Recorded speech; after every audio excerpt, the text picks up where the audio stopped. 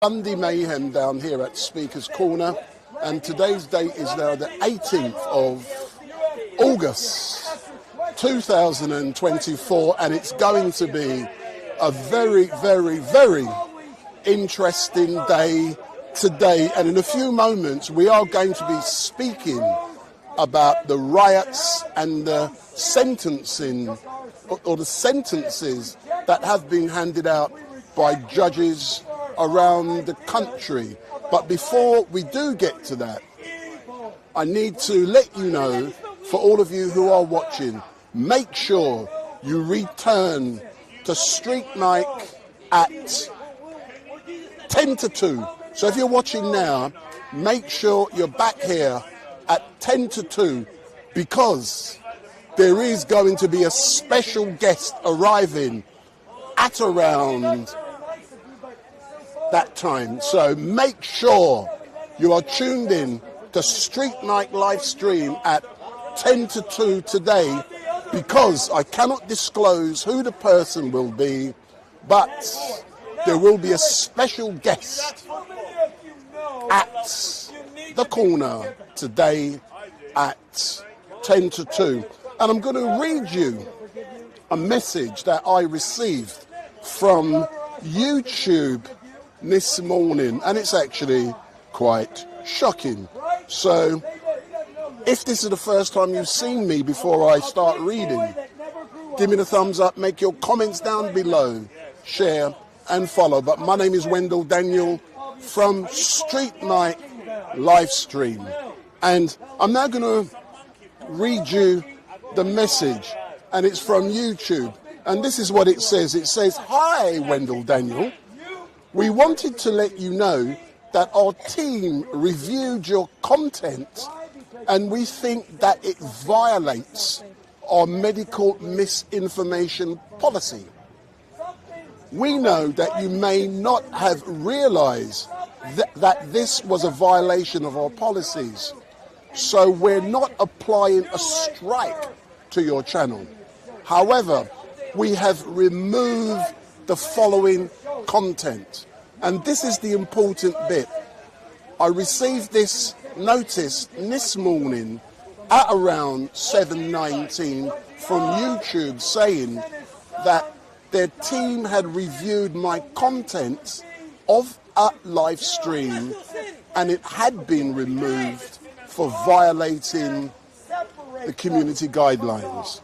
But then the question then becomes, which video was it and why did it infringe the guidelines? And this is the video. It was named StreetMic live stream, Boris resigns in disgrace as Prime Minister. So if you listen to that, this morning YouTube removed the video from my channel named Boris resigns in disgrace. Boris resigns in disgrace as Prime Minister. So I don't know if I'm dumb, but I think I'm educated. But I believe Boris Johnson resigned 2 years ago.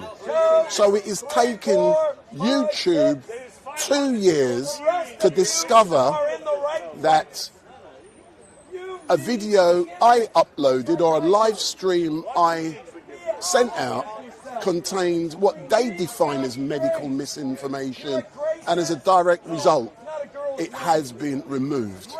If that is the Ras Clark case, why has it taken 2 years to do so? So the question then becomes, why has it taken, I'm just telling people, Mr. Heckler, that YouTube has removed a video from my channel, Yes. and the video is entitled, and I'll read it to you. The name of the video, it's called Boris Resigns in Disgrace as a Prime Minister. Right. How That's long true. ago? How long? No, that's not the issue. That was 2 years ago. Aye. Yes. So why is it taking 2 fucking years? Excuse me. Ooh. Yeah, Ras Clark. Bomba clock. Bomba clock. Big up. So let's talk now. Let's talk. Now, what are you laughing at? See, I can't show who's laughing. Yeah. No. But we got some well-known Even person. the police are laughing at us. No, I haven't said that. right. I haven't said that. But for those of you who are watching, just remember, I have said that at 10 to 2 today, Yes, a special guest It's not Uncle Omar. fuck Uncle Omar. A special guest will be arriving at Speaker's Corner. So at 10 to 2. Could be Nigel Farage. Ooh. Big up. Don't give out the surprise, bro. Yeah, he can't afford his fees. So at He's 10 on to 2, £98,000 so a week. make sure, we can talk about Nigel Farage in a minute, so make sure you come back to StreetMic, 2 o'clock. 2 o'clock, 10 to 2. Yeah, not black man's time. Yeah, 10 British to 2. mean time. You can't be making love, you can't be eating curry goat you rice can't and be beef. cooking the Sunday lunch. You can't be doing all that. Make sure you come back because this guest Yes. is very It's gonna special. blow your mind. Big up. So let's have a chat now. Yeah. Jeremy. So Jeremy. Yes. Yeah. What I want to talk to you today about is the sentencing that's been handed out by various judges as a direct result of I know StreetMic civil has unrest. a legal background. He can fill you in a little bit better. But I think it was swift justice. I think the white majority. There were. Carry on.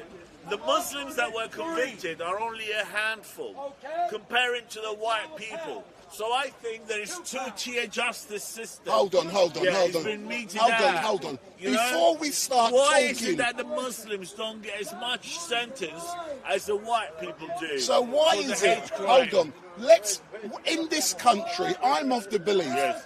that we have the best. Equal.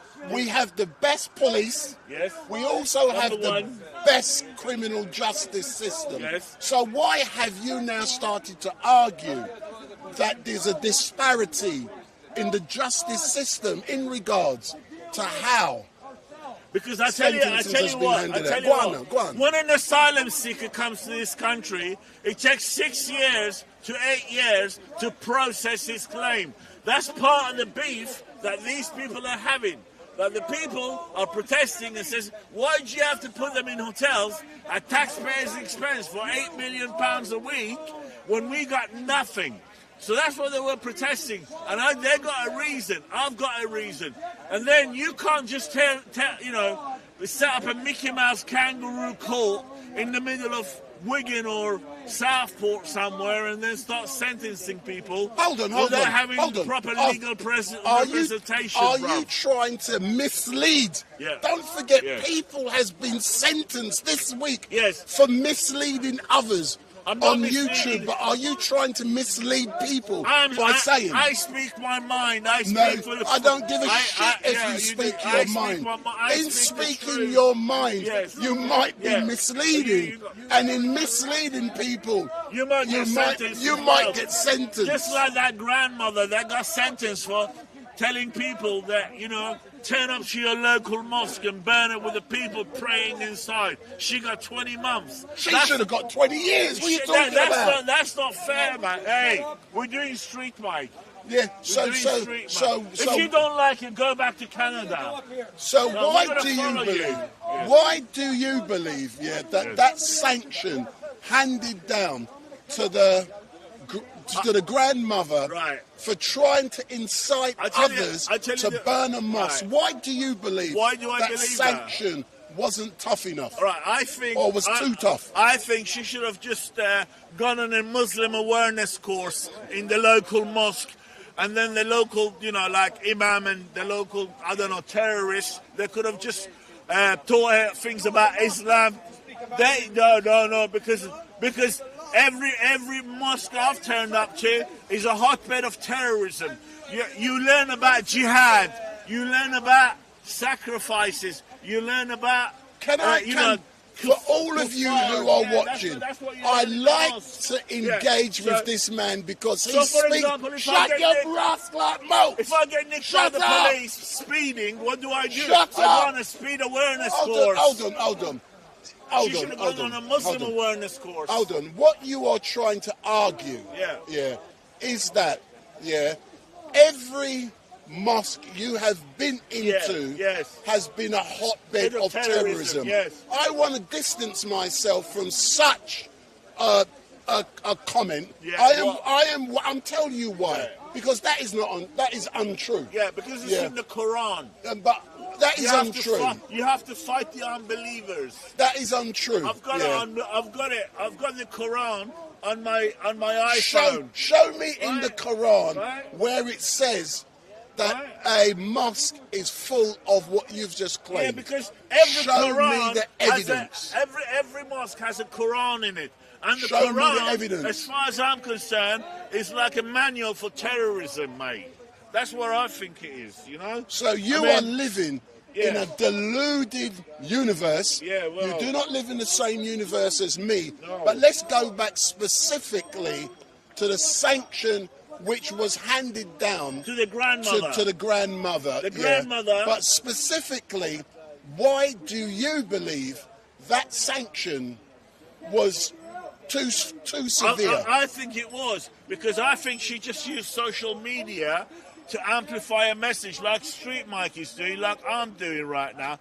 I mean, why don't you go after the big boys in social media like Google Alphabet, like YouTube, like Mike Zuckerberg, like, you know, the other one with a funny name from South Africa, Elon Musk. Why don't you go after Bill Gates? Why don't you go after, what's his name, the chairman of Facebook? That was a Liberal Democrat MP. He was in the coalition government. You know, go after them. Why do you have to go after But let's grandmother? go back specifically. About the grandmother, has been convicted. Did she not plead guilty? Yes or no? Well, she was forced. Yes or no? Yeah, she pleaded guilty. So barrister, she pleaded guilty. Yeah, she wanted a less sentence. But she's admitted to the offence. Now she has admitted to the offence. I think she had bad legal advice. So, if I was her barrister, I would have said fight it to the High Court. Then what can happen? She can argue defective legal advice, or even there is likely to be an appeal, and she can appeal against the severity of the sanction. But the key issue being, and I'm arguing objectively here, she admitted to the offence. Yeah, she did admit. Once she admits to the offence, why didn't she plead not guilty? Well, because she had bad You're struggling. She had bad legal advice. I'm just going to read the case notes, man. Hold on, you're only now going to read the case notes. Yeah. You know I'm going to be arguing and discussing this. Her name is well, no, that's not the one. See, this is where fake news. This man is going on Professor Google, finding fake information, putting it out there to the people. Yeah. So if this is the first time you're watching StreetMic, make sure you hit that subscribe button. Make sure you must also switch on your notification bell, and every time we go live, you will be informed. But this man, by the name of Jeremy, he is just reading the case notes. He's got to find the right case That's first. The woman. Hold on. You're going on Professor Google, and you're going on the Mail. You're a person who's always cussing. Yeah, you cuss the national media for providing. Hold on. She's 53-year-old Let me just lay the foundations. You are always cussing the BBC, cussing the media, cussing the mainstream media. But when you want validation of your arguments, you then go to the nationals. I tell you what, I feel sorry for this woman. Right? I'm going to send her some money for her canteen inside HMS, whatever it is she's been held in, right? She's guaranteed 20 quid, because all she said was burn the Muslims in the mosques. But analyse the meaning. Really say, for example, that and she was a nice-looking woman before. And say, for example, people acted on what she had said. Doesn't. Well, it's only words. Words are not supposed to hurt you. You know. Yeah, but words can hurt you. Words have effects, no consequences. But then in this country, we just we, like next to us, we have I freedom can't say nothing bad about this beautiful police officer who is now going by us. Yeah, well, what about the word called Allahu Akbar? Every time someone says Allahu Akbar, it's a call to terrorism, as far as I'm concerned. So I get scared because I'm afraid that somebody might blow themselves up if they say Allahu Akbar. So what you are saying, is that, and please correct me if I'm analysing this wrong. Right. What you're saying is under the leadership of Sakir Stammer. Yeah, Stammer. Sakir. You know, who didn't prosecute Jimmy Savile? Shut up, my man. Jimmy Savile, get away. Shut your mouth, man. Let me talk. Yeah, what I'm saying, is under the leadership, of Sakir Stammer. Yeah. So under his leadership. Sakir flip-flops. Yeah, flip-flop. Yeah. Are you saying that he's manipulated the judiciary? Yes. Or influenced the judiciary? You know why? Because he was the head of the Yeah, but hold on. Let me lay my foundation. So he wants to act strongly. He wants to make sure that any person who has been arrested for rioting has, they get swift. What is wrong with swift justice? I'm being devil's advocate, by the way. There is swift justice in places like Pakistan, Somalia, Bangladesh, third world country. This country is a bedrock of freedom of speech. This country is a bedrock of democracy. And also, there are a lot of people who died in the First World War, the Second World War, to bring us freedom of speech. Where were you when you were sleeping under your mum's bed in Baghdad when London was getting bombed, my friend? And the other guy was in Bangladesh, and the other guy was in Pakistan, right? When the Luftwaffe were dropping bombs on London, you guys, yes. So are you telling me? Telling you that this country fought for democracy. That we fought for democracy, fought for the rule of law. And we've got the rights of freedom of speech. But what you're now arguing, because I believe your argument is dumb. What you're saying, so. I'm going to justify why I believe it's dumb. Hold on. What you are arguing, is that with freedom of speech, there is no responsibility attached to that. Is that what you're telling me? Well, no. Freedom of speech means you have to express your own honest opinion, regardless of the consequences. There are checks and balances that need to be upheld. Checks and balances. So what are the checks and balances? That means they're just like the Ten Commandments. Thou shalt not steal. Thou shalt not murder. Thou shalt love my neighbor. Stuff like that. That's the kind of code of life you've had to adhere to. But tell me specifically, when you're talking about checks and balances, what are you referring to? In a democratic society, I refer to common sense. Common sense always prevails. My common sense tells me that I got to keep myself and my family safe from Muslim terrorists. Yes.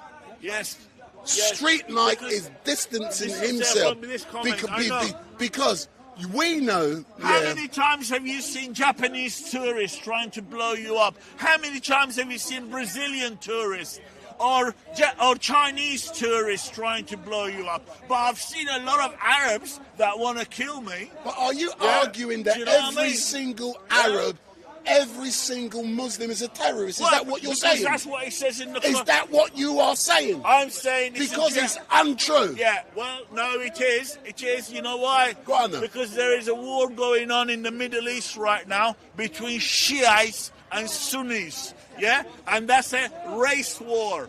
Right? Yes, they're both fighting each other in Syria, in Lebanon, in, Yemen. This is also all a proxy war between Saudi Arabia, the UAE, and Iran. Do you know something? Yes.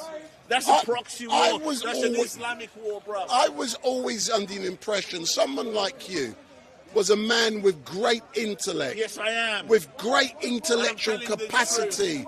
A man who has lived the world. Yes. And you've been everywhere. Traveled the world, yes, not lived the world. Yes. But some of the crap you come out with, you don't like it, but that's the truth. That's the truth. I mean, why do you think it's taken 10 months now for the IDF to crash Hamas?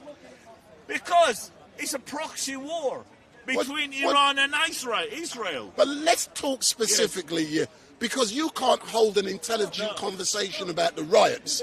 So let's move on specifically. I think the riots were justified. But you thought they were justified? Yeah, I think they were. Why were they justified then? And then we're going to talk specifically. The people, the indigenous population of the indigenous kind of rascal language. Yeah.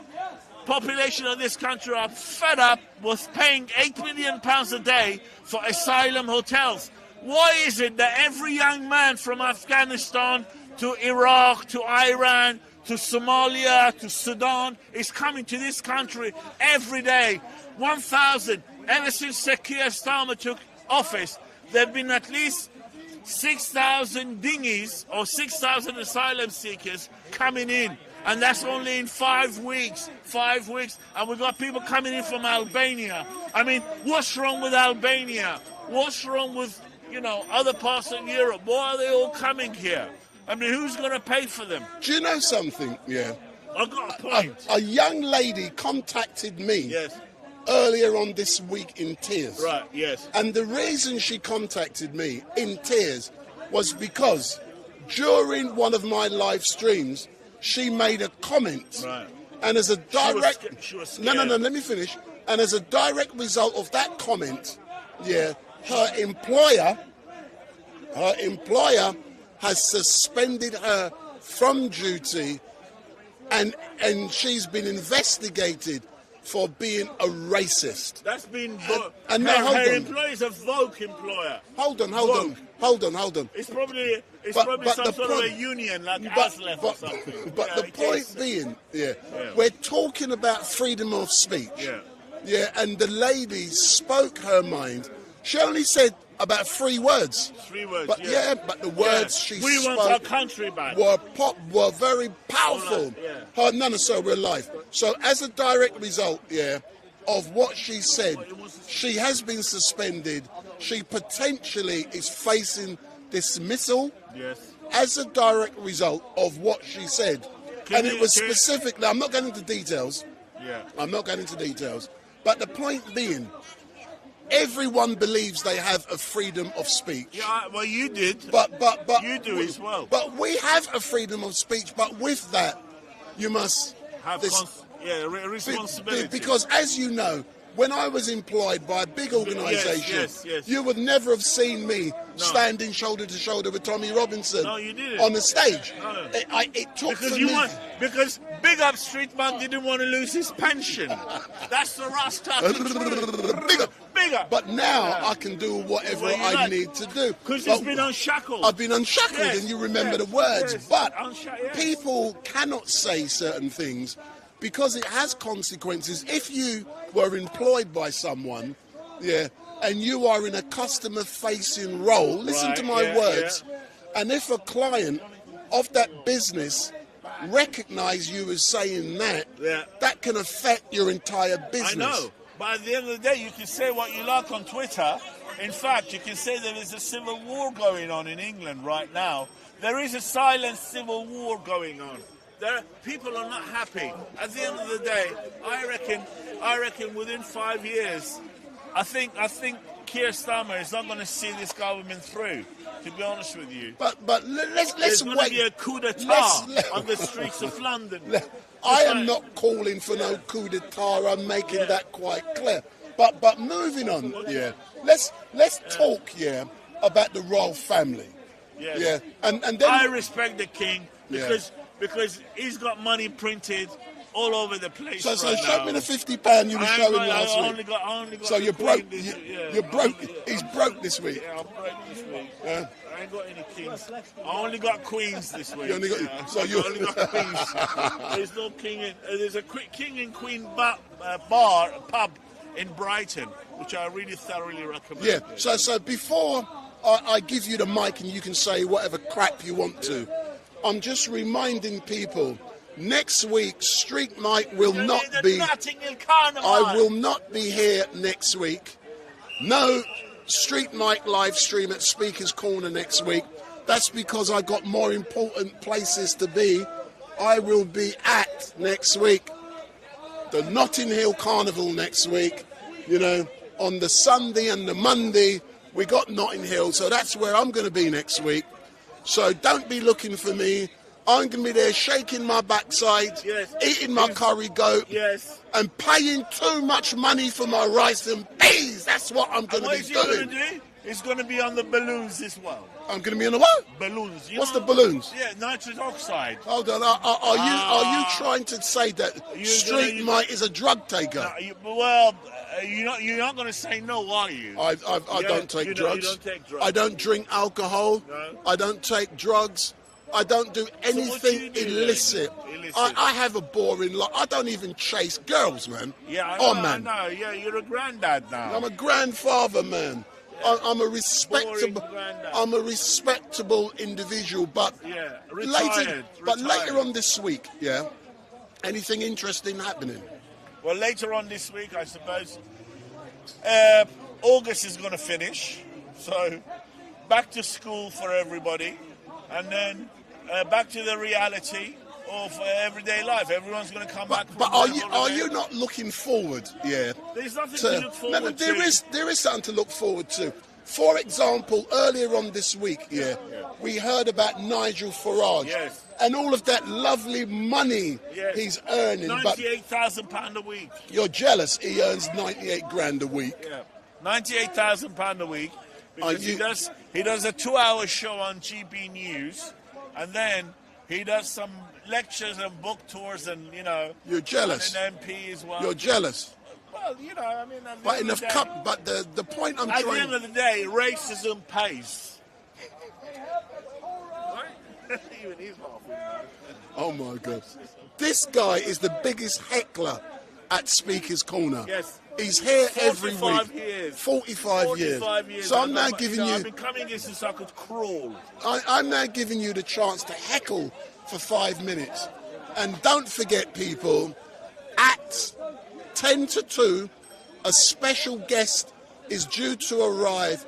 I will announce who that person is going to be at 1:45. So at 1:45, standing here live and direct. So the person or persons will be live and direct on StreetMic live stream. Big up StreetMic. So come back, and this place, when they arrive, is going to be buzzing. Zzz, buzz. That's why there's so many police presence around. Oh, do you know something? Even they've got a Muslim police officer this week with a hijab. So there's going to be action, guys. Oh, do you know something? One thing me and Jeremy knows.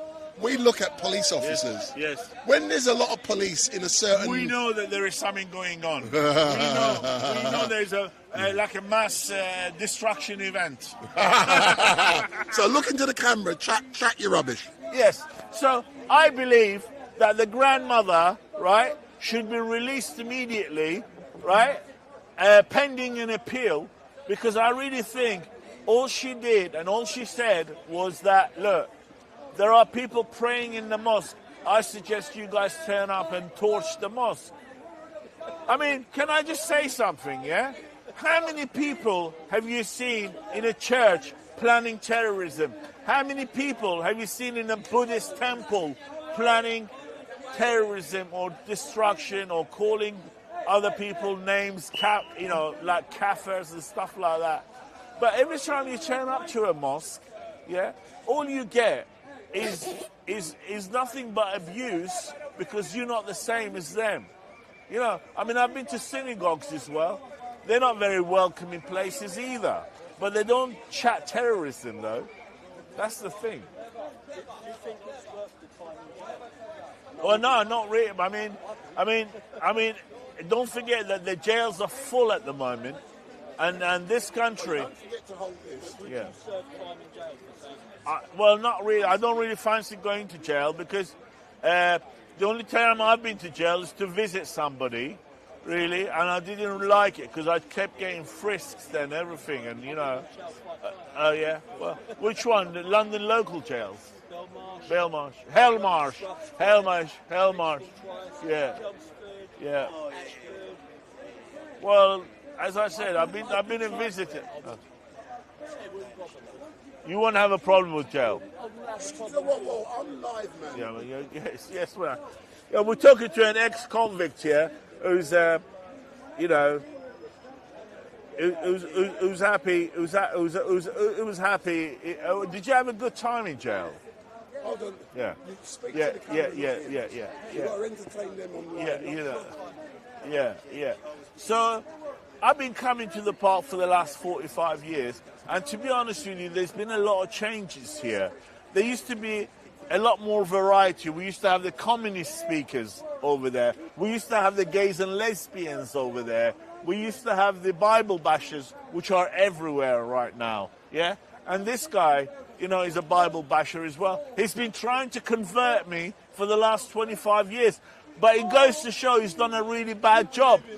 To be honest with you, but Muslims can't convert me. Christians can't convert me.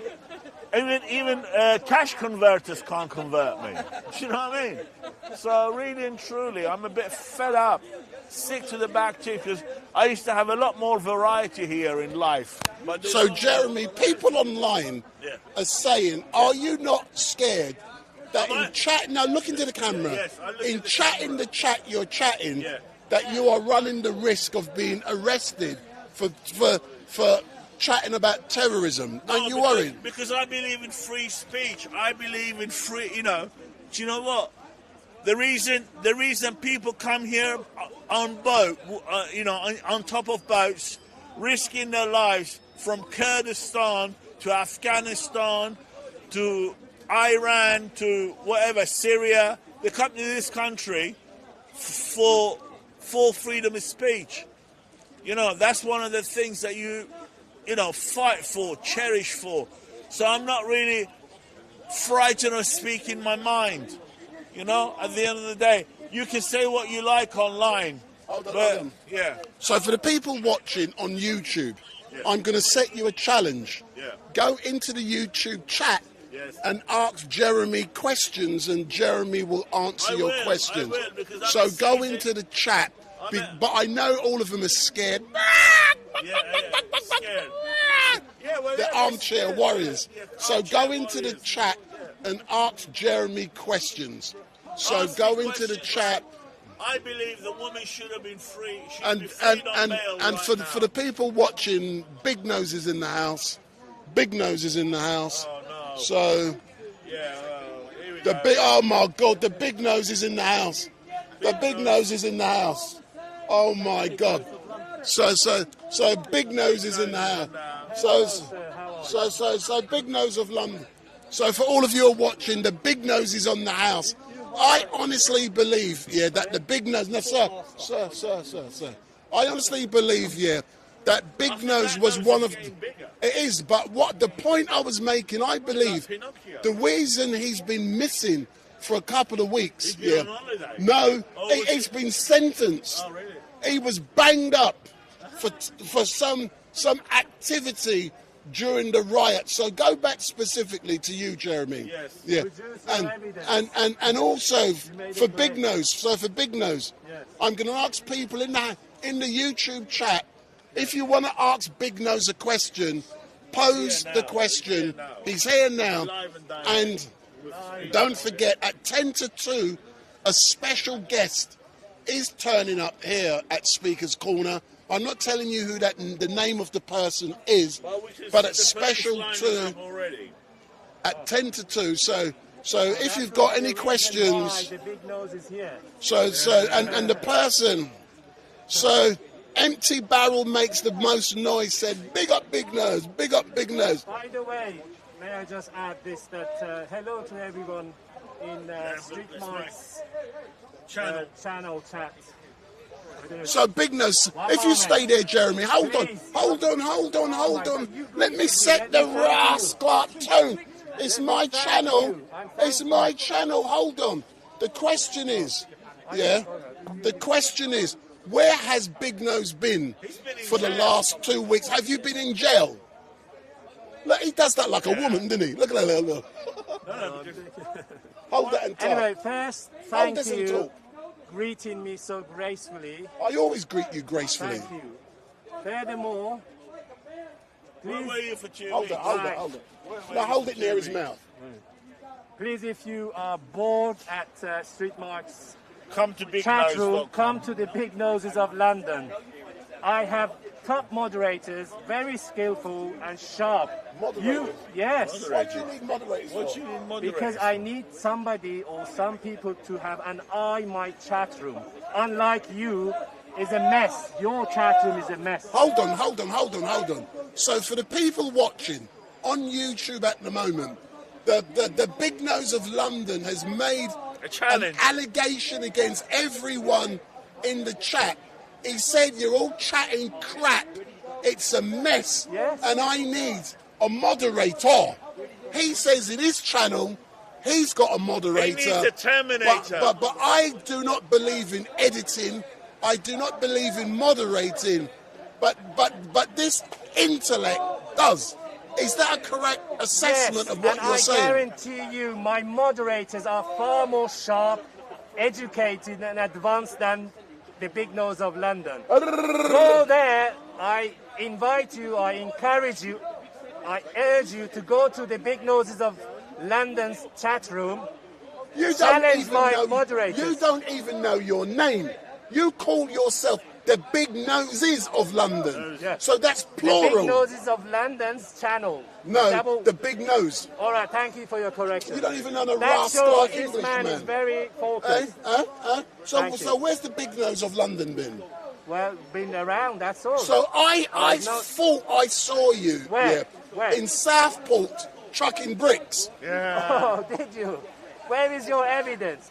Produce your evidence. I didn't He likes that. listen to my Somebody said words. something. Well, of I course, said, how can I you make an thought, objective claim? I said, I thought I saw you. You can think It doesn't anything. mean I did. And I thought you also were encouraging the Muslims to go ahead and Riot.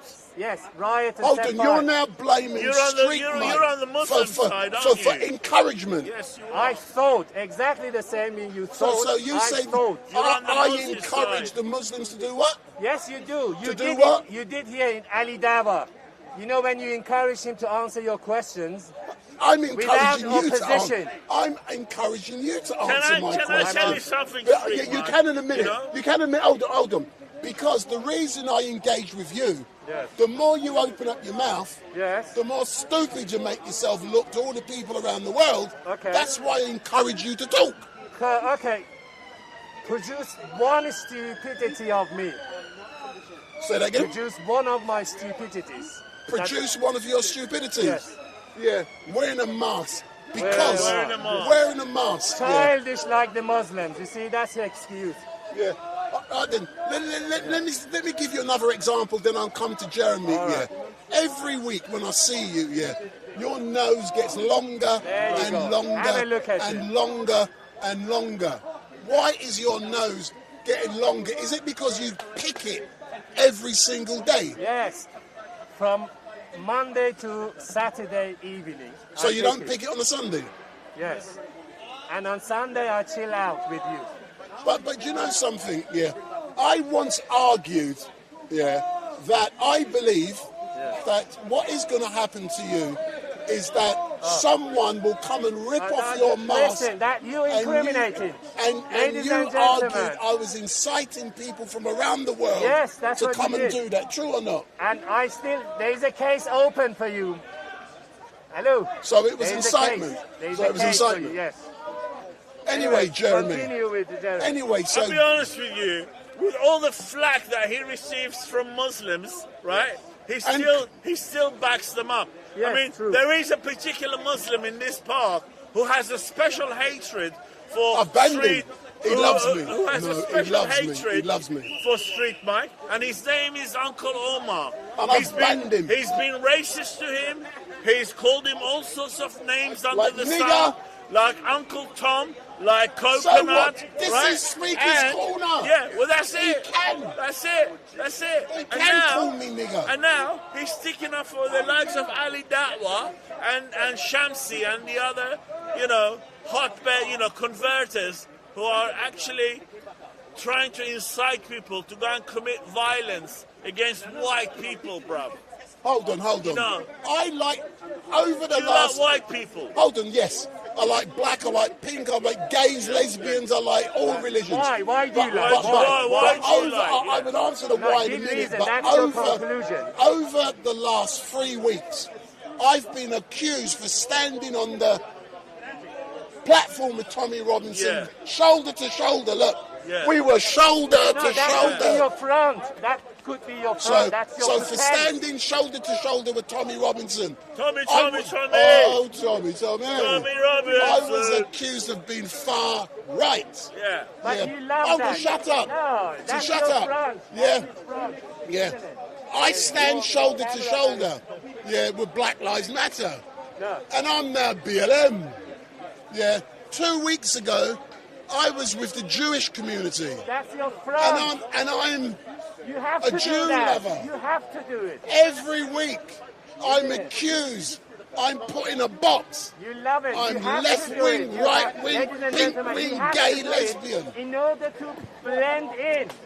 To blend in. Yes. Hold on, listen, I'm a 6'3" bald-headed black man. Yes. You telling me I don't blend in?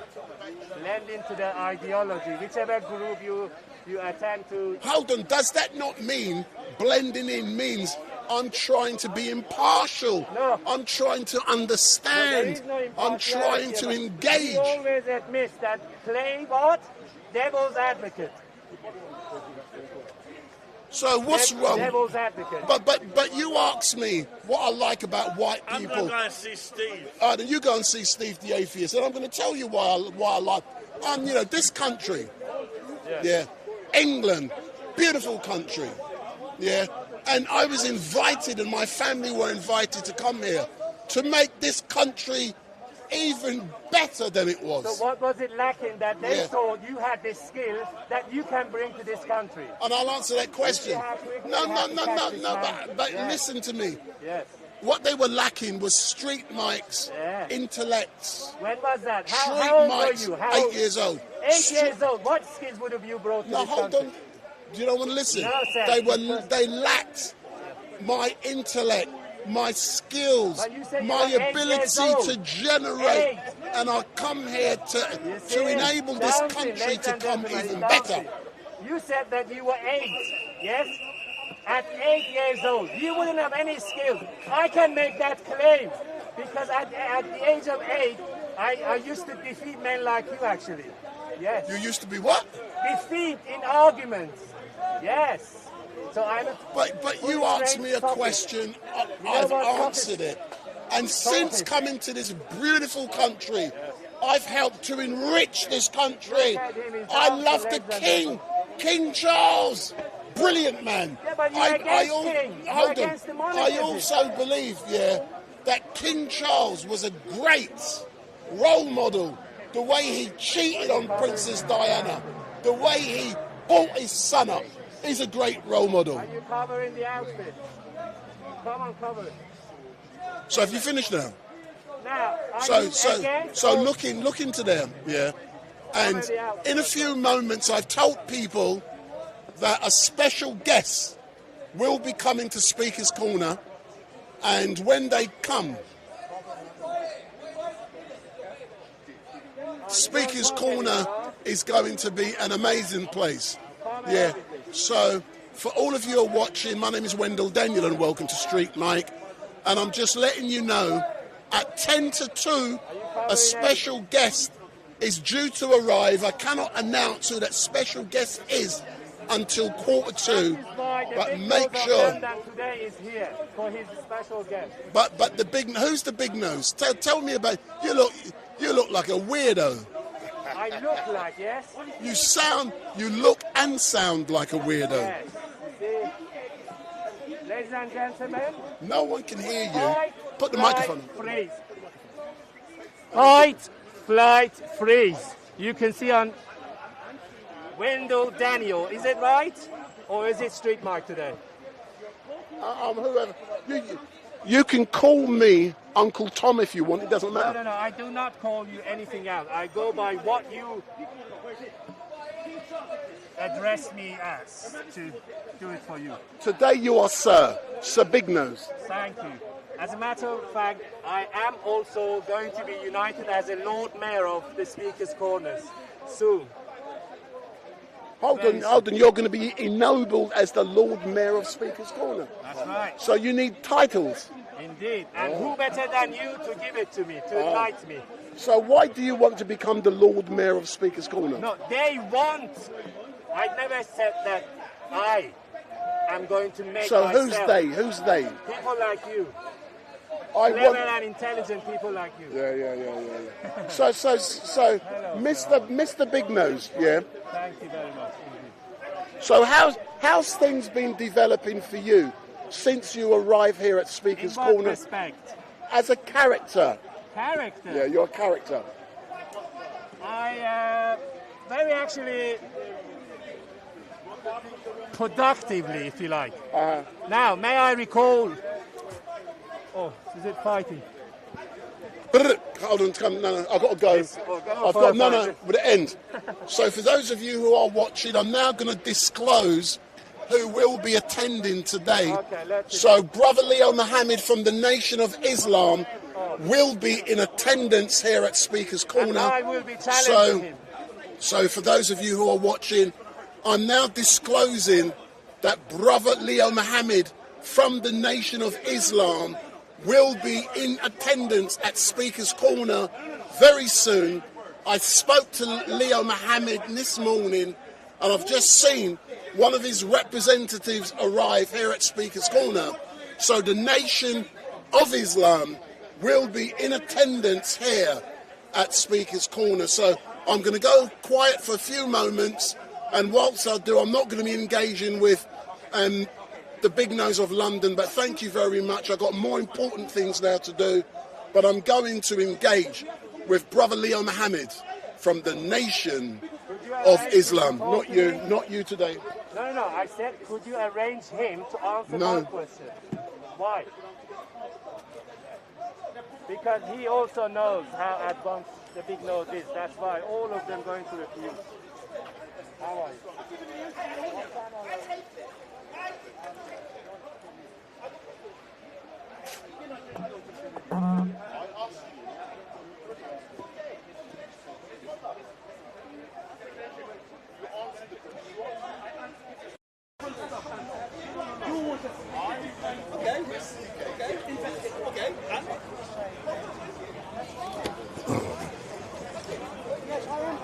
Wherever do you go to get anyone to talk about anything?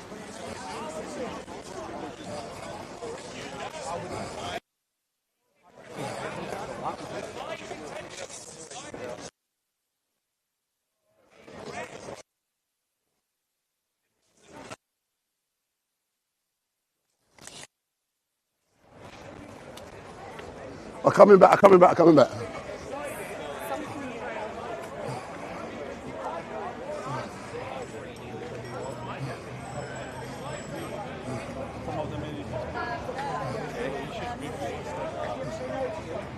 Oh, good. We have a very equal relationship. Well, I hope.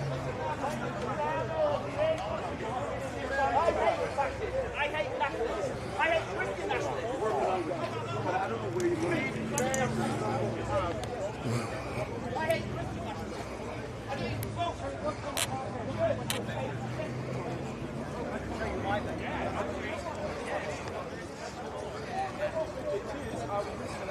Wait, you just made your point?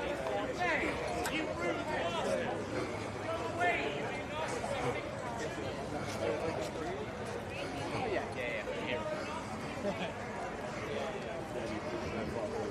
Excuse me, sir. Okay, so we have our filming. Go on. I'm good. When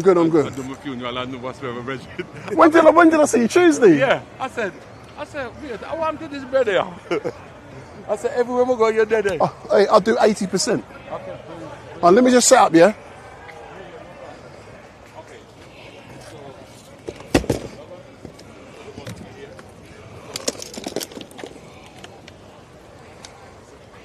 So you know what I'm going to tell you? Yeah, go over there and see if we can do it. What's that? Huh? What's that? Microphone. Why you not do it like further up? Here. No. Here it's obstructs this. So what I'm doing, no. Well, you know the distance you need to obviously. I'm putting one on the brother. You know what you're doing, Yeah, I think I know what I'm doing. No, yes, listen, no, we saw you in the March thing with them. Listen, I take no sides. You know that. That's his work, brother. He's using the media. That's what people don't understand. No, it's not that. You're filming people that want to watch it. Yeah, and he's I'm a journalist. He's a journalist. You can't playing upscotch with nobody. Have you got Oh, was he watching? have you got Vaseline? What? Yeah.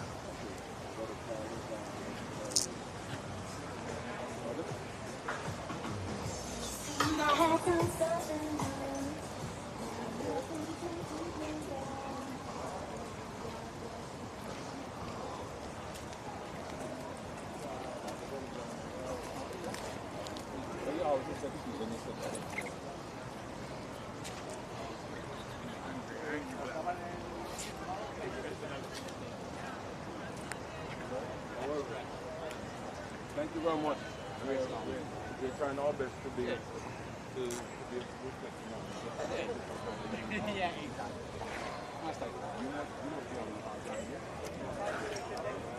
Give me, no. I've still got setups. I've still got a camera stuff.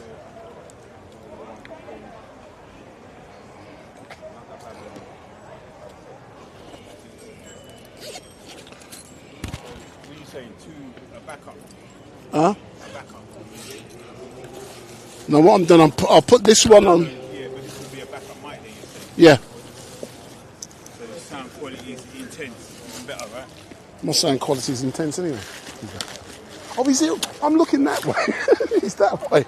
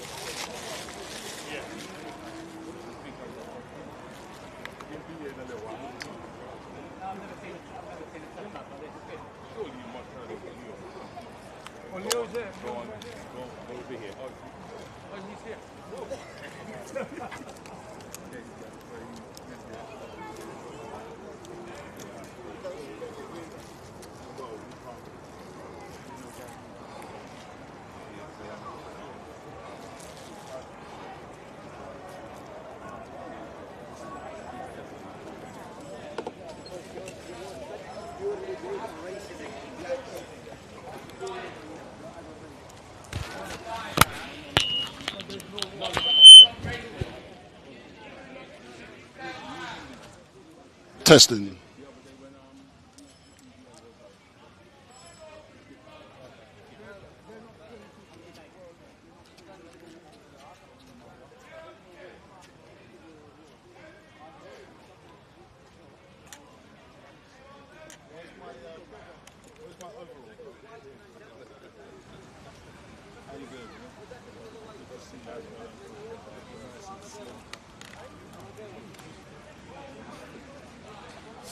So, the Nation of Islam is on site here at Speaker's Corner, and they will be giving their first lecture of 2024. Sir, good afternoon. Good afternoon. Good afternoon, sir. If you step forward for a couple of minutes, if you're happy to do so. So, Brother Leo, let me put this microphone on you, sir. Give me 2 seconds.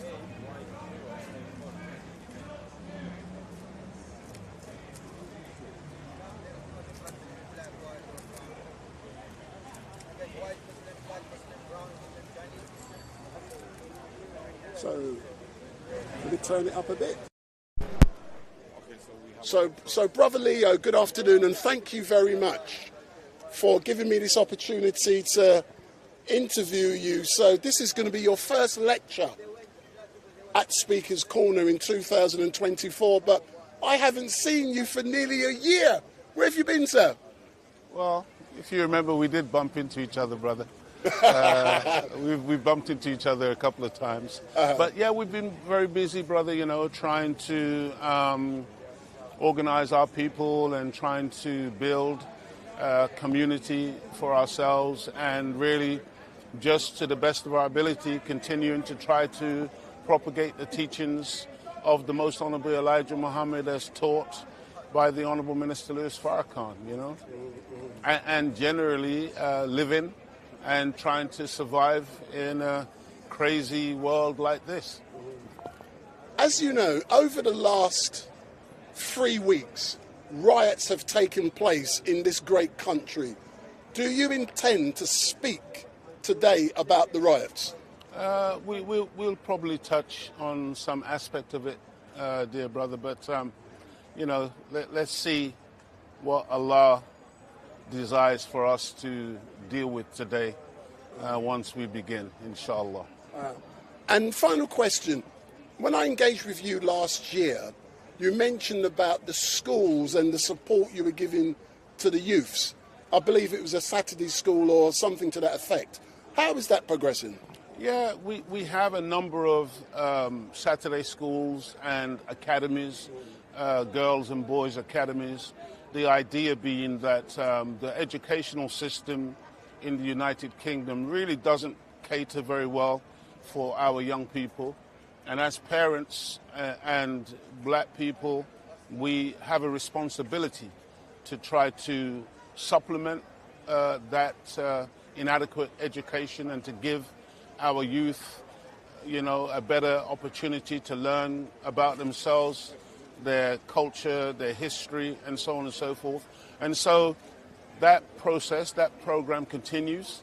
There are a number of wonderful institutions that are being cultivated and are growing, designed to educate our young people. So yeah, we're still very much promoting that idea. Ultimately, there needs to be a brand new educational paradigm for us as a people, because, as I stated already, the educational system really is woefully inadequate for our needs. And if all you have to do is just listen to the mainstream, and you hear so many complaints from the mainstream about the inadequacy of their educational system for their own people, never mind our people. So, you know, it's an ongoing process. Thank you. Excellent. Thank you very much, sir. Yes, sir. They definitely failed the solution when we first came in. Yes. And I was a part of it. Yes. They didn't care because, like, as far as they're concerned, you were going to work in the factory. Yes, That's absolutely, where you're absolutely. And also, you know, the sad thing is that you and I went through that, but guess what? Very painful. But guess what? Part of the problem is that we fail to inform our children, and we sent our children into the same institutions. Because of what I went through, Yeah. I made sure I took my kid to school. Yes. Pick her up. Yeah. Like when she went to uni, I made sure I took her to Ealing Broadway because she went to Reading University. Yes. And she used to call me, Dad, I'm getting the train. Yes. I'm coming home now. And I used to be worried in the wintertime because my daughter, because of what I went through. And it was painful. Of course. And it was painful. Of course. They didn't give a damn about her. Yes, sir. Right? Yes, sir. That's the truth. Yes, sir. So we still got about 5 minutes, sir. I'm going to be here. Earlier we won't be able to do no filming because we haven't got the manpower to do filming. Brother's doing the filming, so Clint is going to be filming. Yeah.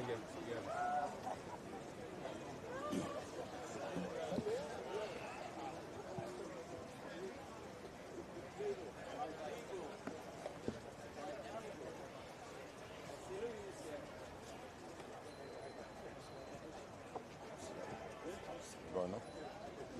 Can I put this? Because I don't want it to be in the way of Leah.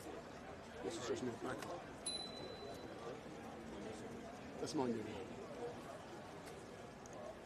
Just my backup.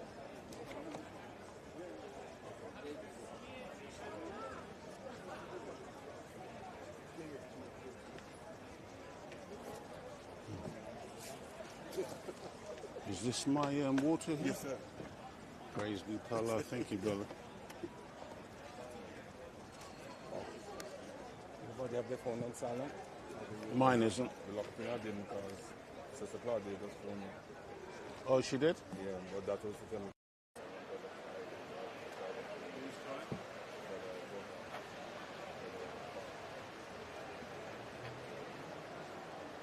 Okay.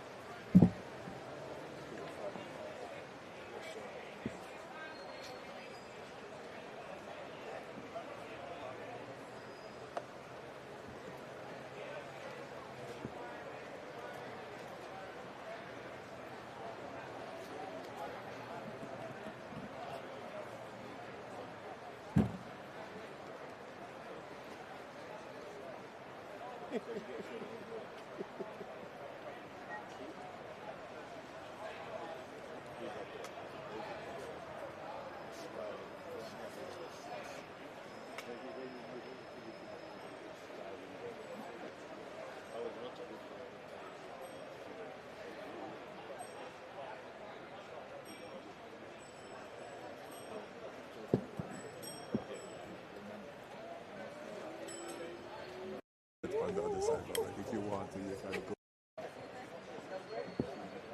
They're gonna listen. We're gonna have to come out to here to stop them from coming out.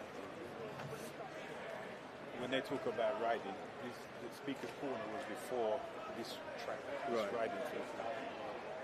Yeah, this is... Yeah, way before. Exactly, recent. Yeah. Ready? You can come closer, you know.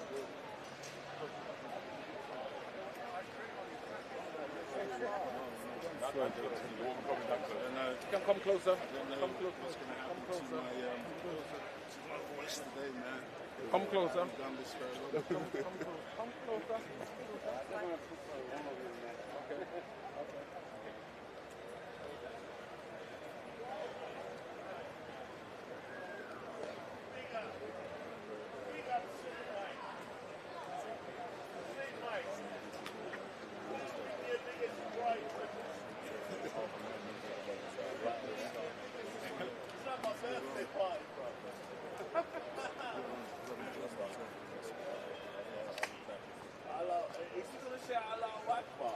Going to get nicked by a Muslim police officer.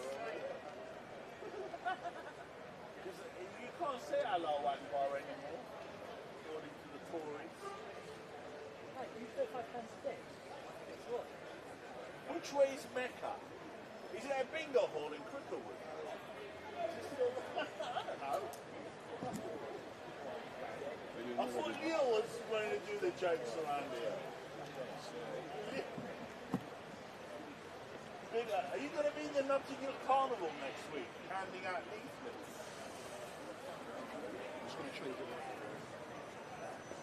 Big up StreetMic. Live and direct.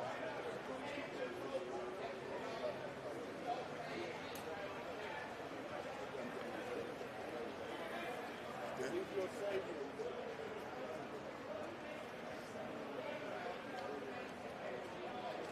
Can you come a bit more often? Allahu Akbar! Allahu Akbar! Allahu Akbar! Allahu Akbar! Allahu Akbar! Allahu Akbar! All praise is due to Allah. In the name of Allah, the Beneficent, the Most Merciful, I bear witness that there is no God but Allah, and I bear witness that Muhammad is his servant and messenger. I greet you. What is wrong with you? What is wrong with you? I'm walking for others. Who are you? No, I'm just asking. I'm just a member of the public. I just want to listen to what he says. But what is wrong with you? What is wrong with you? Are you mentally ill? So you can walk. Yeah, but then don't walk with these guys. Just walk. Walk along. Walk on. What is wrong?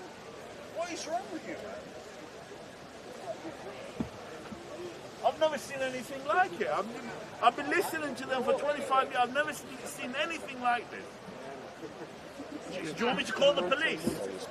Shall I call In the the police? name of Allah, I'll call the police. the Beneficent, the Most Merciful, I bear witness that there is no God but Allah, and I bear witness that Muhammad is his messenger. I greet you in the greeting words of peace. We say it in the ancient tongue of Arabic, Assalamu alaikum. Wa alaikum salam. Those words, when translated from Arabic to English, simply mean peace be unto you. And that is the spirit in which we stand here today on the 18th of August 2024 in Hyde Park, Speaker's Corner. Somebody mentioned a minute ago, I think it's an individual in the Conservative Party who is now suggesting that the cry of Allahu Akbar should be banned, and that shows you the type of world in which we now live. It's a Christian country, yeah. Where there is an attempt to prevent a human being from saying that God is great. Say in English, man. In other words, we now live in a satanic-dominated world where the word of God or the name of God should not be mentioned. Well, I have to tell you that if they do intend to ban Allahu Akbar, they will certainly not ban the Nation of Islam from saying Allahu Akbar. That's right. They would have to imprison all of us. They would have to kill all of us.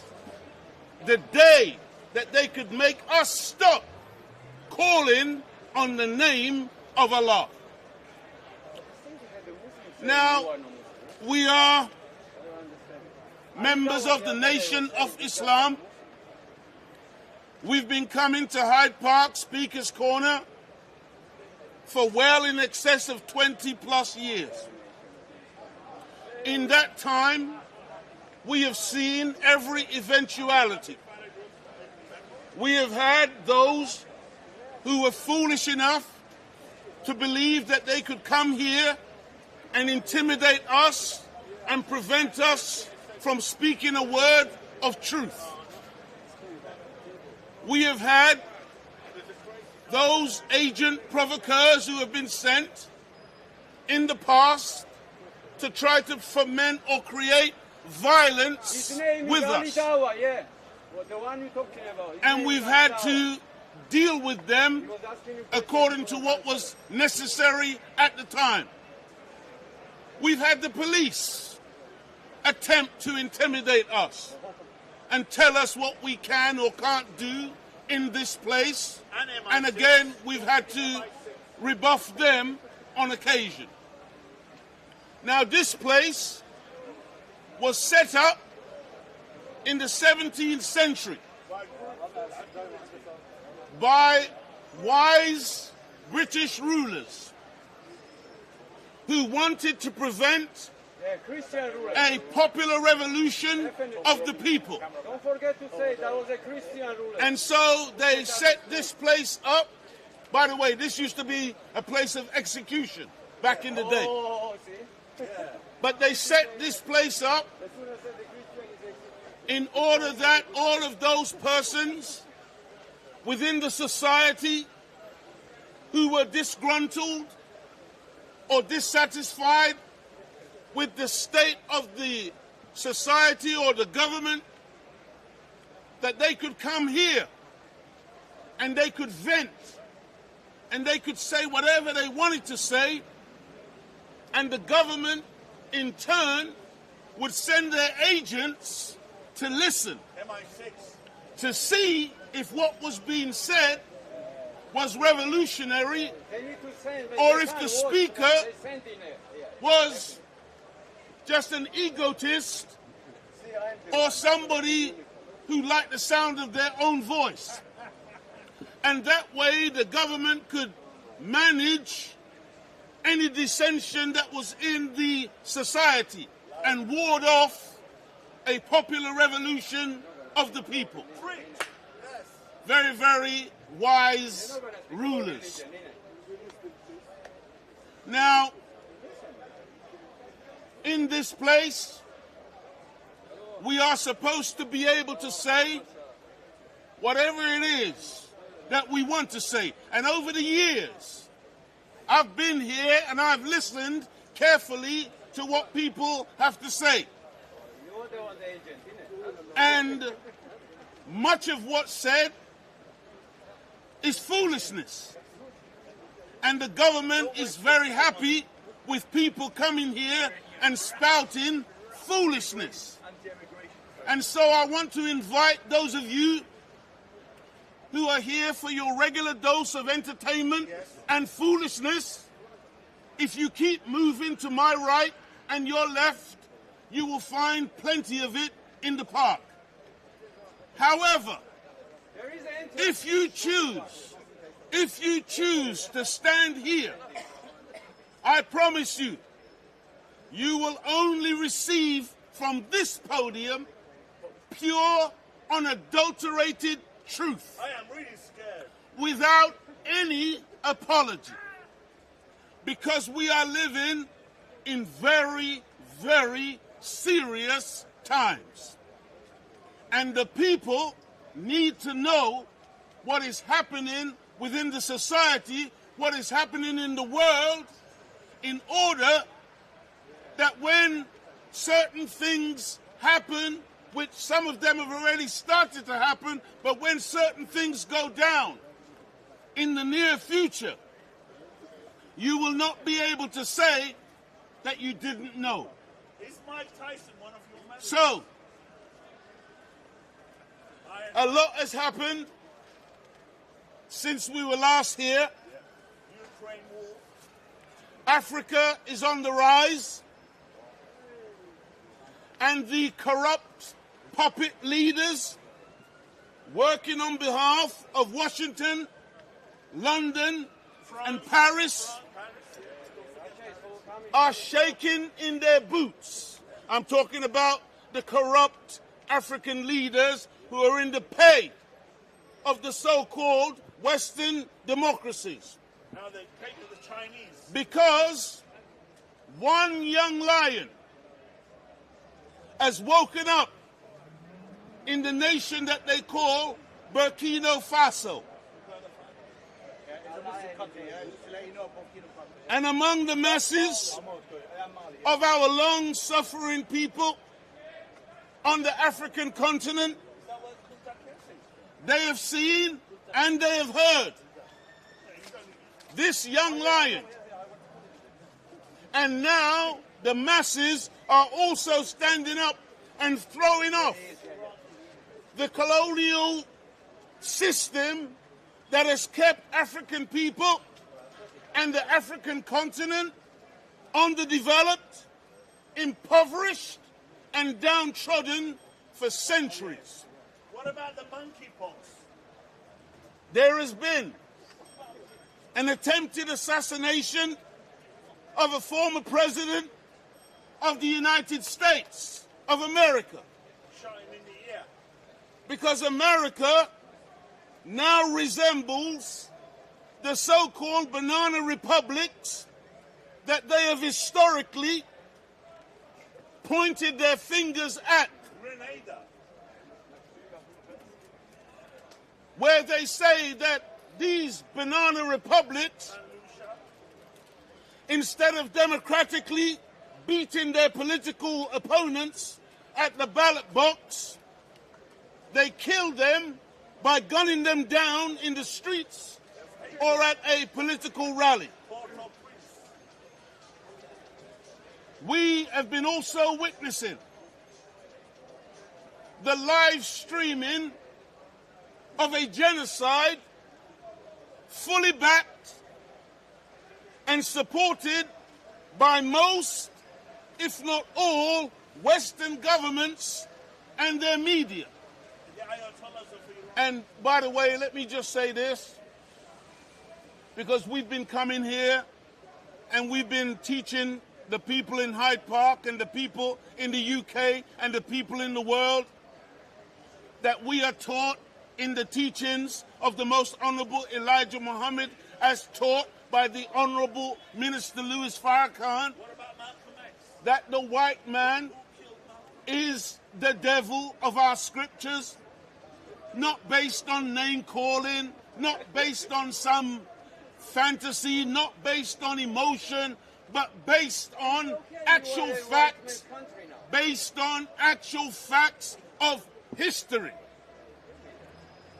And we said the last time we were here, and then we said it in particular to many of our Orthodox Islamic brethren, we said, wait a few days, because the white man is going to prove to you who he is. And now we are beginning to see the mask of civility slipping from his ugly face. And he's showing his true colors. And so,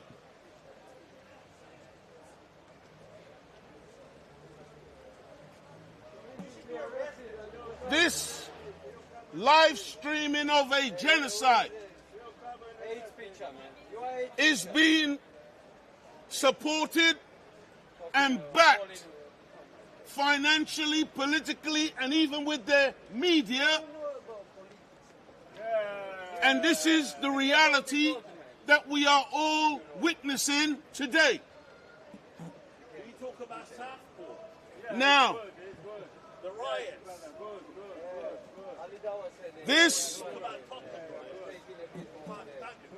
This is just a little aside that I want to say. I want to say to all of the white people,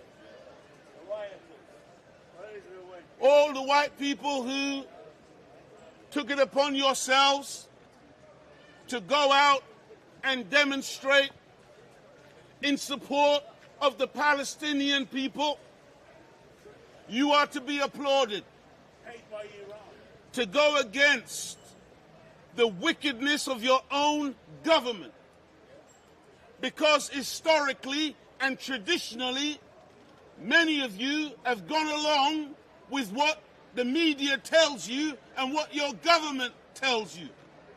But we have witnessed over many months, hundreds and thousands, in fact, in the millions, of all peoples, but I'm talking now specifically to the white people who have taken the courage to go on demonstrations even while being called names, being called apologists for terrorism, being called supporters of Hamas, being called all manner of ugly names. Yet you have stepped out of your comfort zone in order to stand in solidarity with the people who are being displaced and genocided. I applaud you for that. And I say to the white people, I know many of you have had your minds booby-trapped against the nation of Islam. And you've been told that we are this terrible hate group, and that we are anti-Semitic, and that we hate everybody. We hate gays, and we hate lesbians, and we hate, and we hate, and we hate. But let me disabuse you. Let me disabuse you of the lies that you've been told. We are, first and foremost, a group of people who love God, love ourselves, love our people. And because we love God, love ourselves, and love our people, we haven't got time to be looking to fall in love with you, especially if you don't love us. We would rather concentrate our efforts and our energy on the love of God, the love of self, and the love of kind. But if you are one who is able to bypass the propaganda, the lies and the slander and the innuendos, we invite you to listen to us for a few minutes. Can you hurry up? I've been invited for dinner. And you tell us, honestly, if you can hear hatred coming from us or some foolishness coming from us. You won't hear it, except your own bias will allow you to hear what it is you want to hear. We are here to give you good news about Almighty God, Allah, and we are here also to give you warning, because dark days are ahead.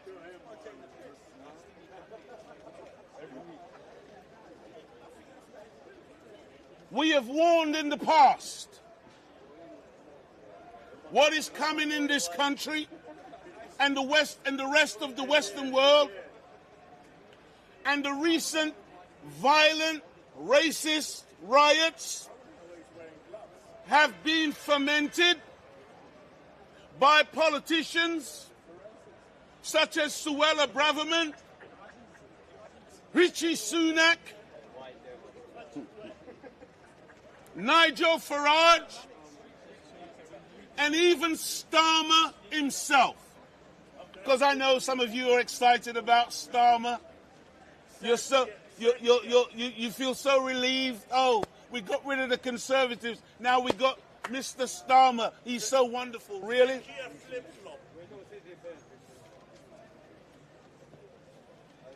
All of these politicians, they've all been pointing their finger at so-called illegal immigrants. And this is what fermented and ignited these recent riots in our streets, where black and brown and Islamic people have been targeted in these violent outrages. Stop the boats. Stop the boats. White men today are angry. White men are angry because of the football. Because they see the end of their world coming. White men are angry because all of their lives they have been taught that they sit on top of the planet, and that they are superior to the black, the brown, the yellow, and the red.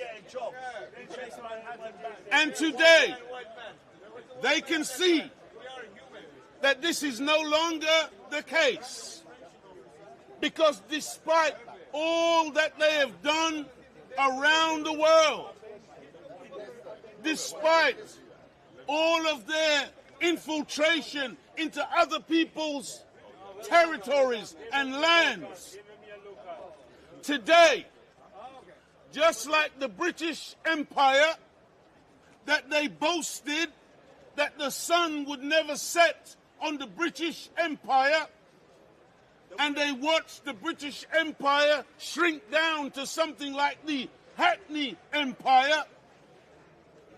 Now they are seeing their influence around the world waning and becoming less and less and less. And every time they look around on the streets of Britain, white men see faces that look like mine.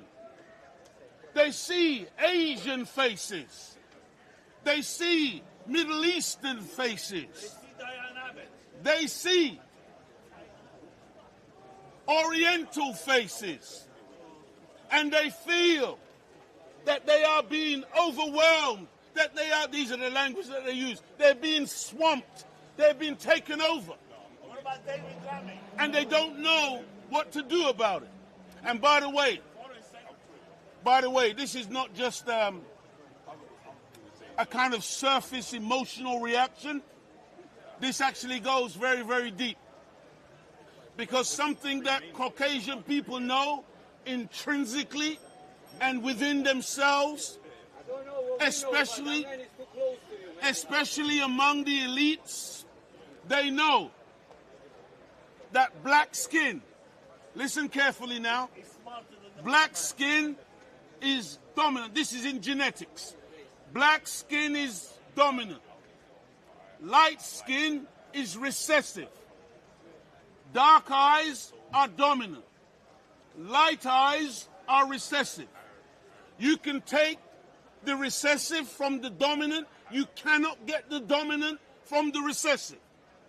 That means that the black man is the original man of the planet Earth, and all human beings, you come from us. We are your mother and your father. You cannot produce us, but two black people in Africa can lay down tomorrow and we can produce blonde hair and blue eyes and white skin, or what you might call albino. We have the whole color spectrum within the black man and the black woman. We are the mothers and fathers of civilization. Two white people laying down together cannot produce yellow. They cannot produce brown. They certainly cannot produce black. They can only produce white.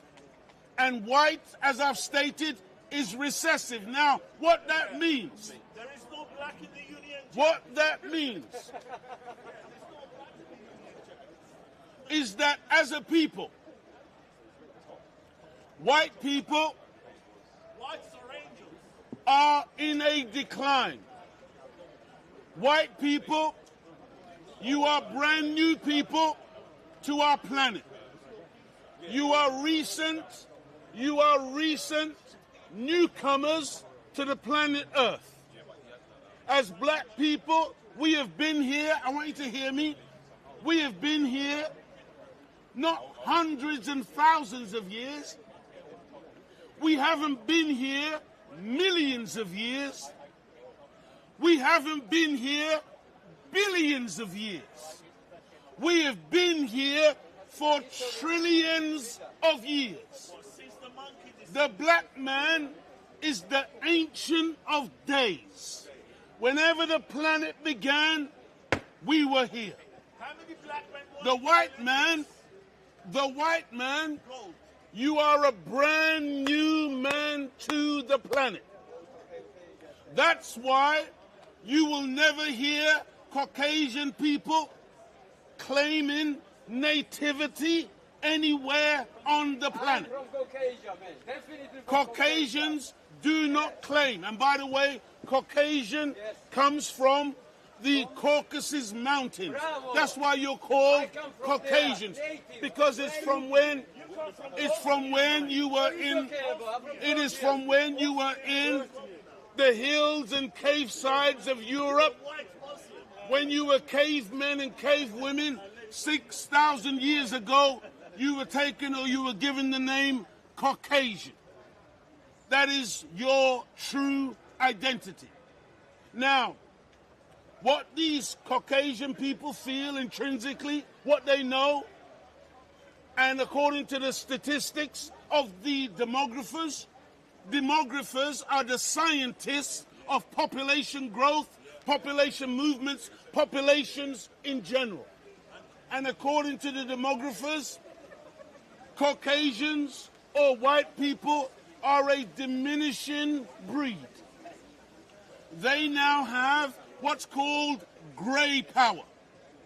They are old people who are declining rapidly. Listen to this. Caucasian people's birth to death ratio in most of the European countries is below 0. In other words, for every Caucasian baby that is born, 1 or 2 Caucasians are dying. And so you are in a decline. You have grey power because you are mostly old. You are not producing. In Germany, they are paying German white women to have babies. They are having huge debates right now in England, in Australia, in New Zealand, in all the European places about how they can maximize their population, how they can encourage more women to have more babies. In Africa, in the Caribbean, in the Isles of the Pacific, wherever you find black, brown, yellow, and red people, we have no such problem. These are what you call Native Americans.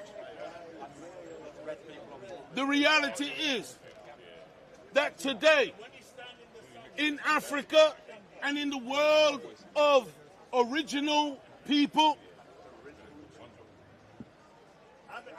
we have the average age of our population is below 30 years old.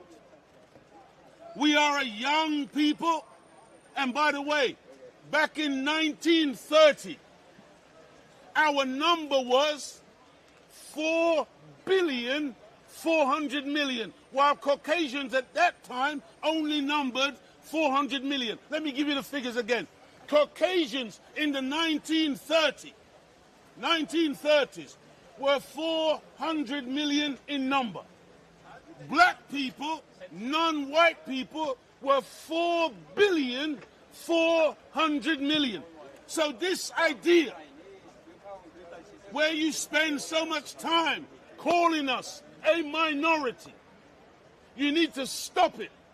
And black people, you need to stop referring to yourself as a minority, and even worse, an ethnic minority. The etymological root to the word ethnic is another way of saying heathen or non-believer. And they have us speaking language into ourselves that diminishes ourselves. And so, you need to understand that the Caucasian, he knows intrinsically that he is dying. And he is afraid, and therefore he lashes out when he sees this color dominating in the society. Because, according to one of our great scientific sisters, who has now passed on, may Almighty God Allah be pleased with her, her name was Dr. Frances Cress Welsing. Dr. Frances Cress Welsing taught about the fear of genetic annihilation. This is a fear that white people have. They have a fear of genetic annihilation because anything that the black man touches, it turns black. Anything that the black woman touches, it turns black. And so, they are afraid, according to the demographers. They say that by the year 2056, the planet Earth will be brown. This is what the demographers predict. By the year 2056, planet Earth will be brown. And so, many white men today are very angry because they feel as if they have been cheated even by their own governments because they were miseducated to believe that they were superior and that instead of trying to move and get along with the rest of the human family, they felt that they could go and conquer and dominate the human family. And that attitude of domination, that attitude of oppression, that attitude of ethnic cleansing, that attitude of genocide, that attitude has now earned you the hatred of many on the planet who now don't have sympathy for you as you are in your decline. And many who, given an opportunity, will throw you out of the countries that you have now occupied. Now, a lot of you got very excited about what we are witnessing in Gaza. And I see people on the TV every day pulling their hair out because they can't understand what is this that we are looking at. How can Israel do what it's doing with such impunity? And people are confused because you don't understand what you're looking at. And the Most Honorable Elijah Muhammad never lied when he said that that white man is the devil. You see, because you can't understand how another human being could be so blatant, could be so wicked, could be so evil in the face of the world and lie. Every time he opens his mouth, it's a blatant, diabolical means satanic, diabolical lie that comes out of his mouth. But why are you surprised? The only reason you're surprised is because today you can see genocide being live streamed on your phone. But guess what? This is not the first genocide. Genocide is the mode of operation of the European. This is what he does as a matter of course. You don't believe me? Go and ask the so-called Aboriginal people. Where are they today? How did Australia become a white man's country? Where are the Aborigines? That was genocide. Within 100 years, the vast majority of those native people were gone. Argentina, South American country with people who look like me. Today, you can hardly find a black man in Argentina.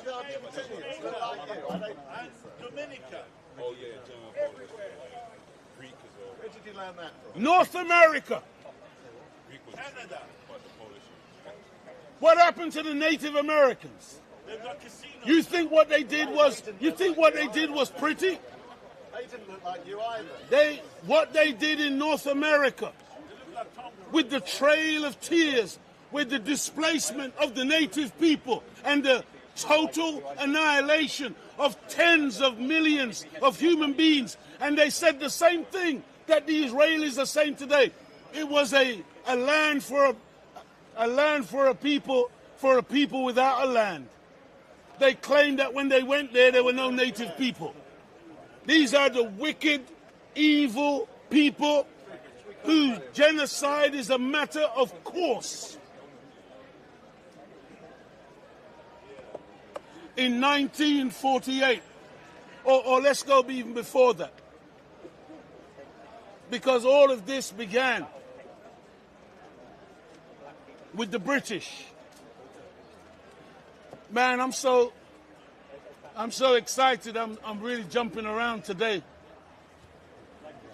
But I just want to calm myself down because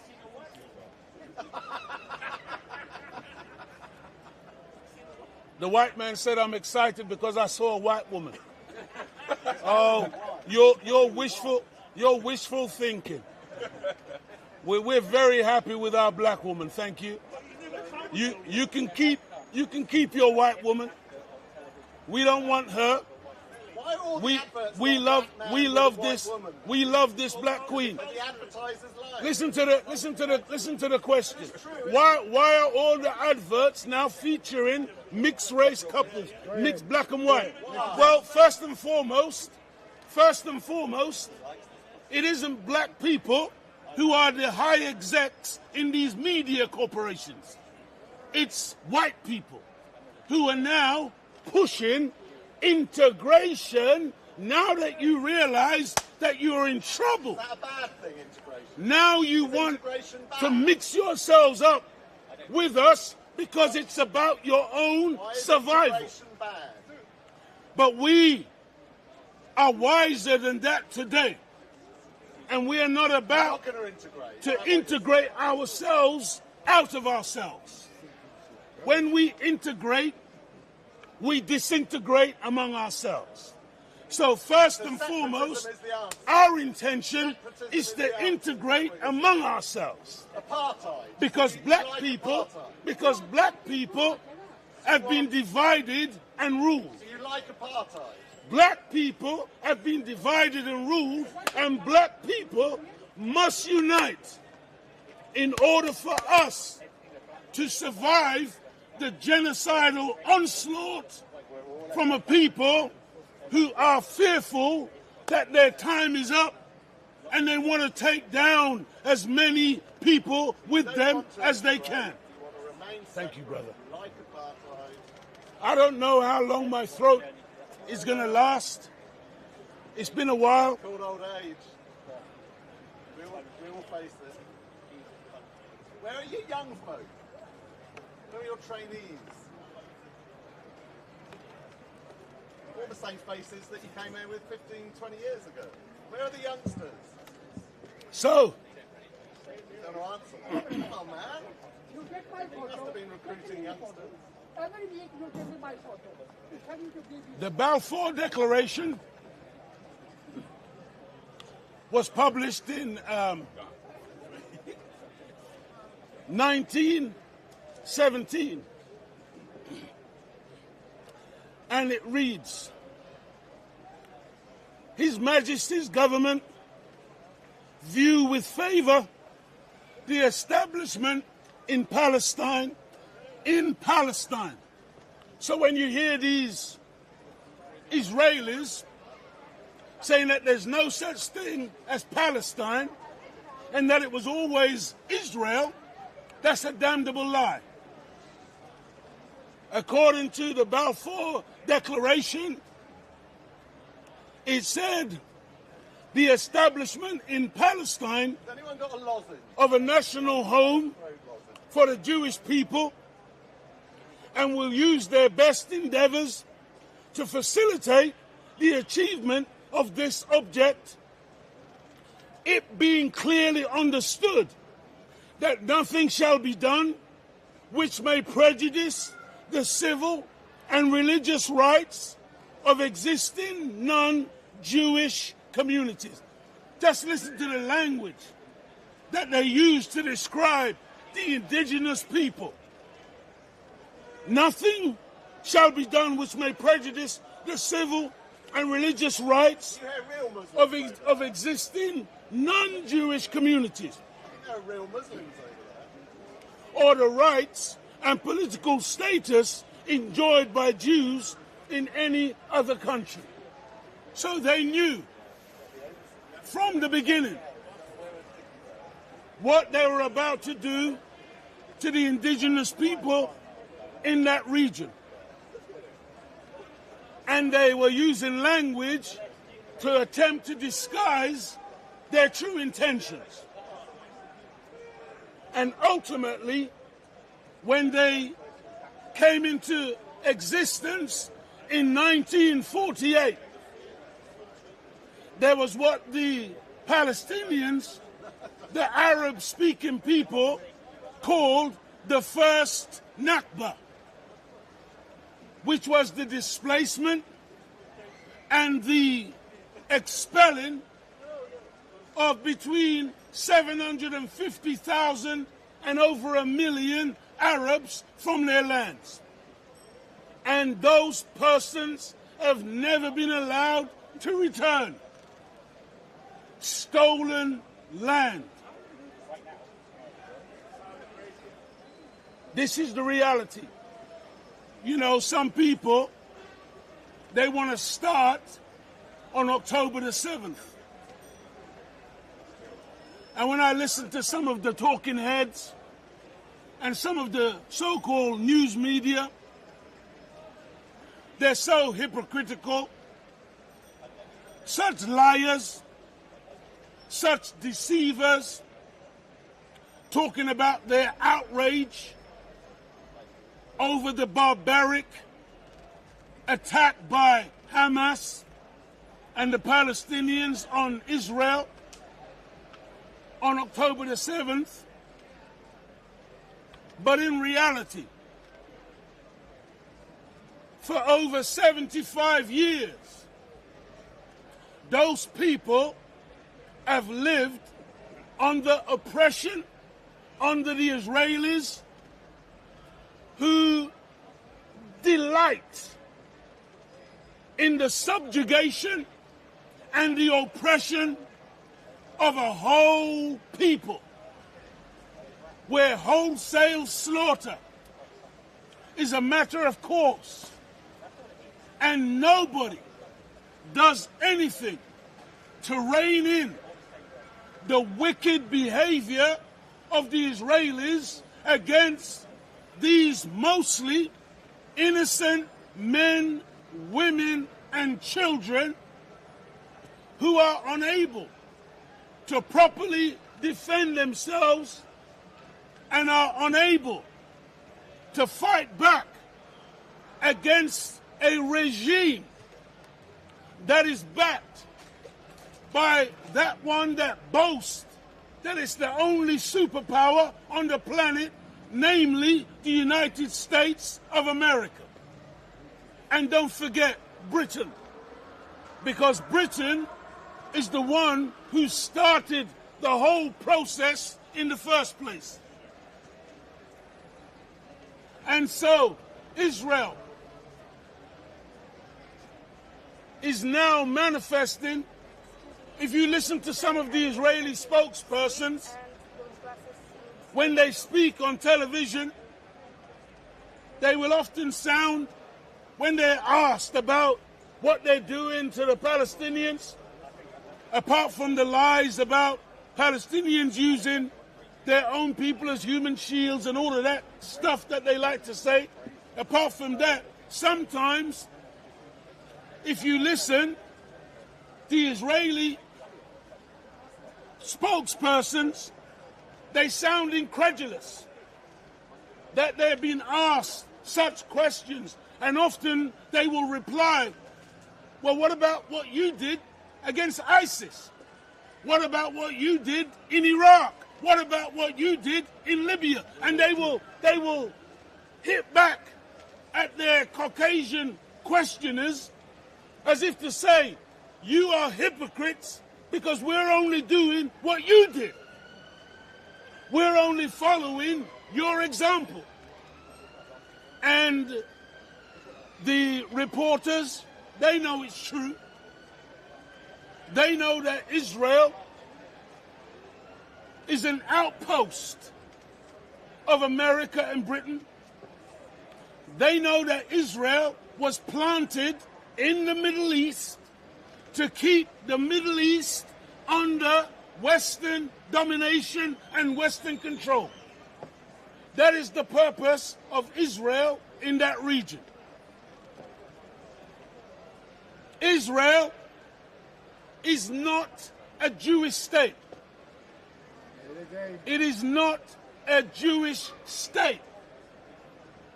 According to Mr. Balfour, when he wrote to Mr. Rothschild, he didn't say they were going to set up a Jewish state. He was writing to set up a Zionist entity.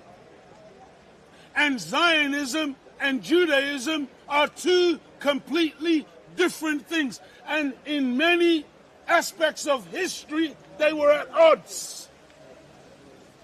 And there are many Jews today who reject this idea of Israel or greater Israel, who reject the idea of what has been done and what is being done to the Palestinians. But the mainstream media is not going to tell you that there are many in the Jewish faith who reject this idea that this is a Jewish homeland, when in reality it is like a military aircraft carrier in that place. It is a place that is militarized for continuous warfare.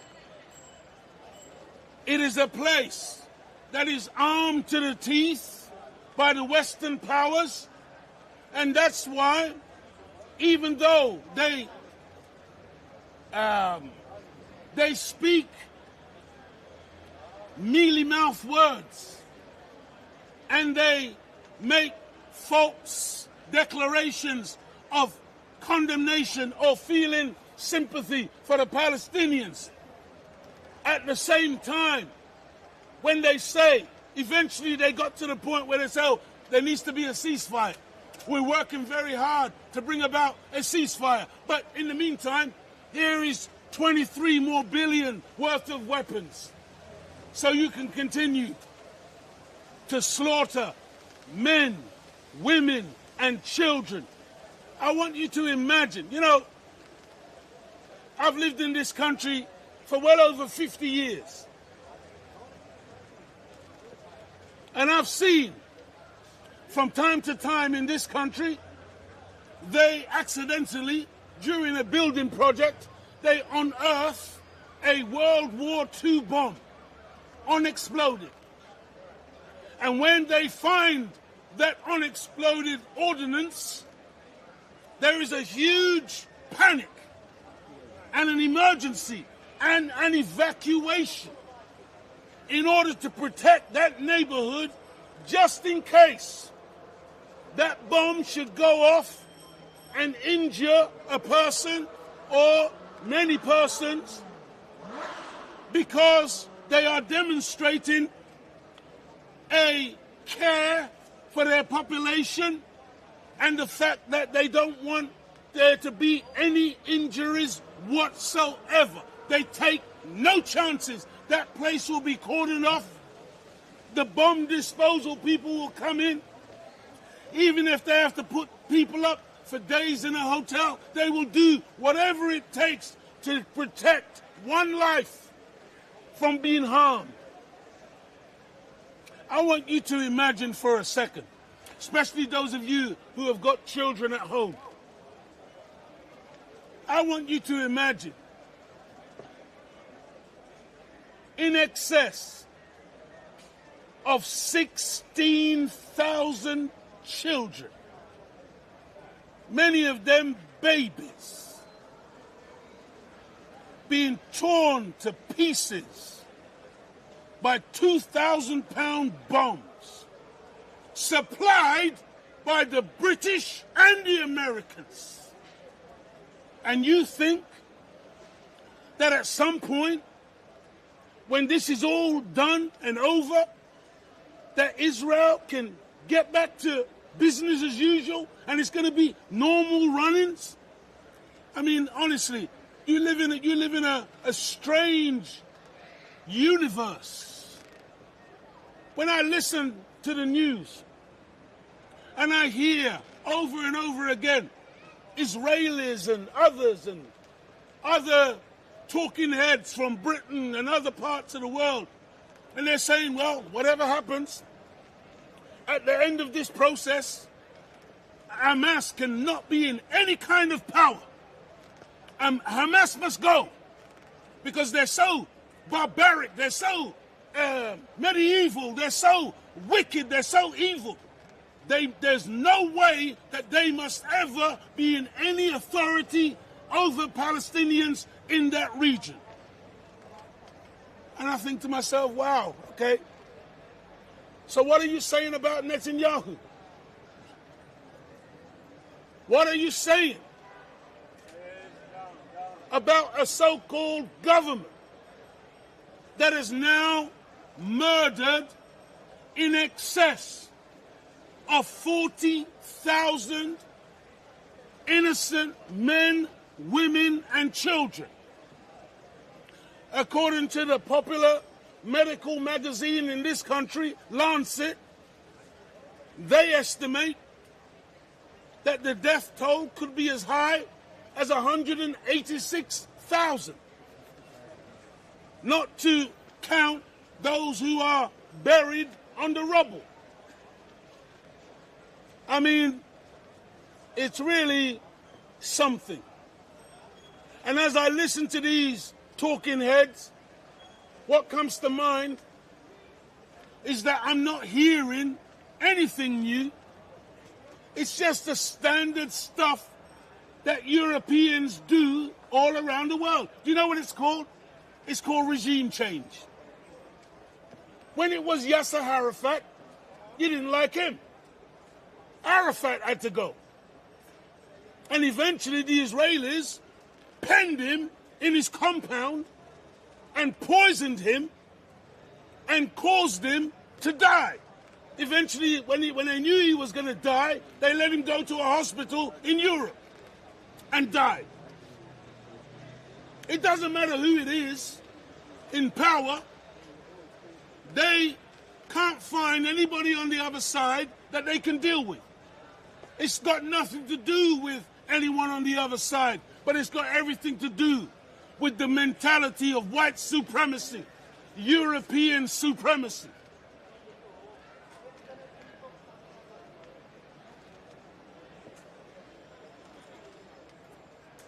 Now it's Hamas. They're the new bogeymen. And every time they find one. Once upon a time, they gave Saddam Hussein $80 billion. You didn't hear what I said? They gave Saddam Hussein $80 billion to attack Iran. Saddam was their friend then. They gave Saddam military intelligence from their satellites so they could look at the Iranians in their attempt to defeat the Iranian revolution, Islamic revolution. And then at a certain point in time, they fell out with Saddam. And Saddam became the new bogeyman. And then it was regime change for Iraq. And if you remember, at that time, what did they say? Our argument is not with the Iraqi people. Our argument is with Saddam. But who did they kill? Over 1 million Iraqis. See, these are liars. These are deceivers. These are wicked demons.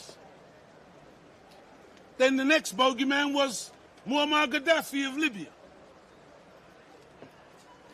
I want you to imagine some foreign nation sending missiles into the UK and killing the Prime Minister's son or daughter. How do you think this country would react? But they could do that to Libya, to Gaddafi. They murdered Saddam's 2 sons, murdered his family, murdered him in the sham trial that they held. Then they went to Assad in Syria. They haven't managed to get Assad yet, but they're still trying. They occupy parts of Syria, stealing the oil right now as we speak.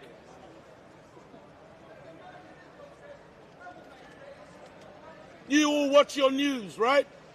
And on the news, they're telling you about this bogeyman and that bogeyman. And you know, Vladimir Putin, he's the reincarnation of Adolf Hitler. And Kim Jong-un, he's such a wicked, crazy person. Oh my God, they mustn't have nuclear weapons because who knows what they'll do. But guess what? Who's the only one who's ever used a nuclear weapon? Wasn't anybody who looked like me. Wasn't any brown man, wasn't any yellow man. My recollection was that it was America who dropped an atomic weapon on Hiroshima, killing 150,000 people instantly, and hundreds of thousands over the years, millions over the years, through the fallout of nuclear contamination. And when that bomb dropped, not long after the Second World War, when that bomb dropped, America said, wow, it's wonderful, it works. Let's do it again. And so they dropped another one on Nagasaki. These are crazy, sick people. The Japanese were in no way threatening the West. But the dropping of those two weapons was to send a message to the rest of humanity that we are the boss. We're in charge. And if you step out of line, we can annihilate you. Because this is the mentality of might makes right. This is the mentality of white supremacy. You know, in the Middle East, in Palestine, before Balfour and his declaration, before 1948 and the imposition of Israel in that region, there were Jews living in that land, indigenous Jews, alongside indigenous Arabs and Muslims, alongside indigenous Christians. And guess what? They got on very well. It was a beautiful place where all of these people lived together. And the Jews, by the way, were a very small minority among the Christians and the Muslims at that time. But once the European so-called Jews decided to flood into that area, all hell broke loose. Because they didn't come into their area to establish community and neighborly living with the indigenous people there. They didn't come in there to share the land and to be a part of a greater community. They came to dominate. They came to take over. They came to destroy what was there and to replace it with their own. This is the reality of what is happening today. And so,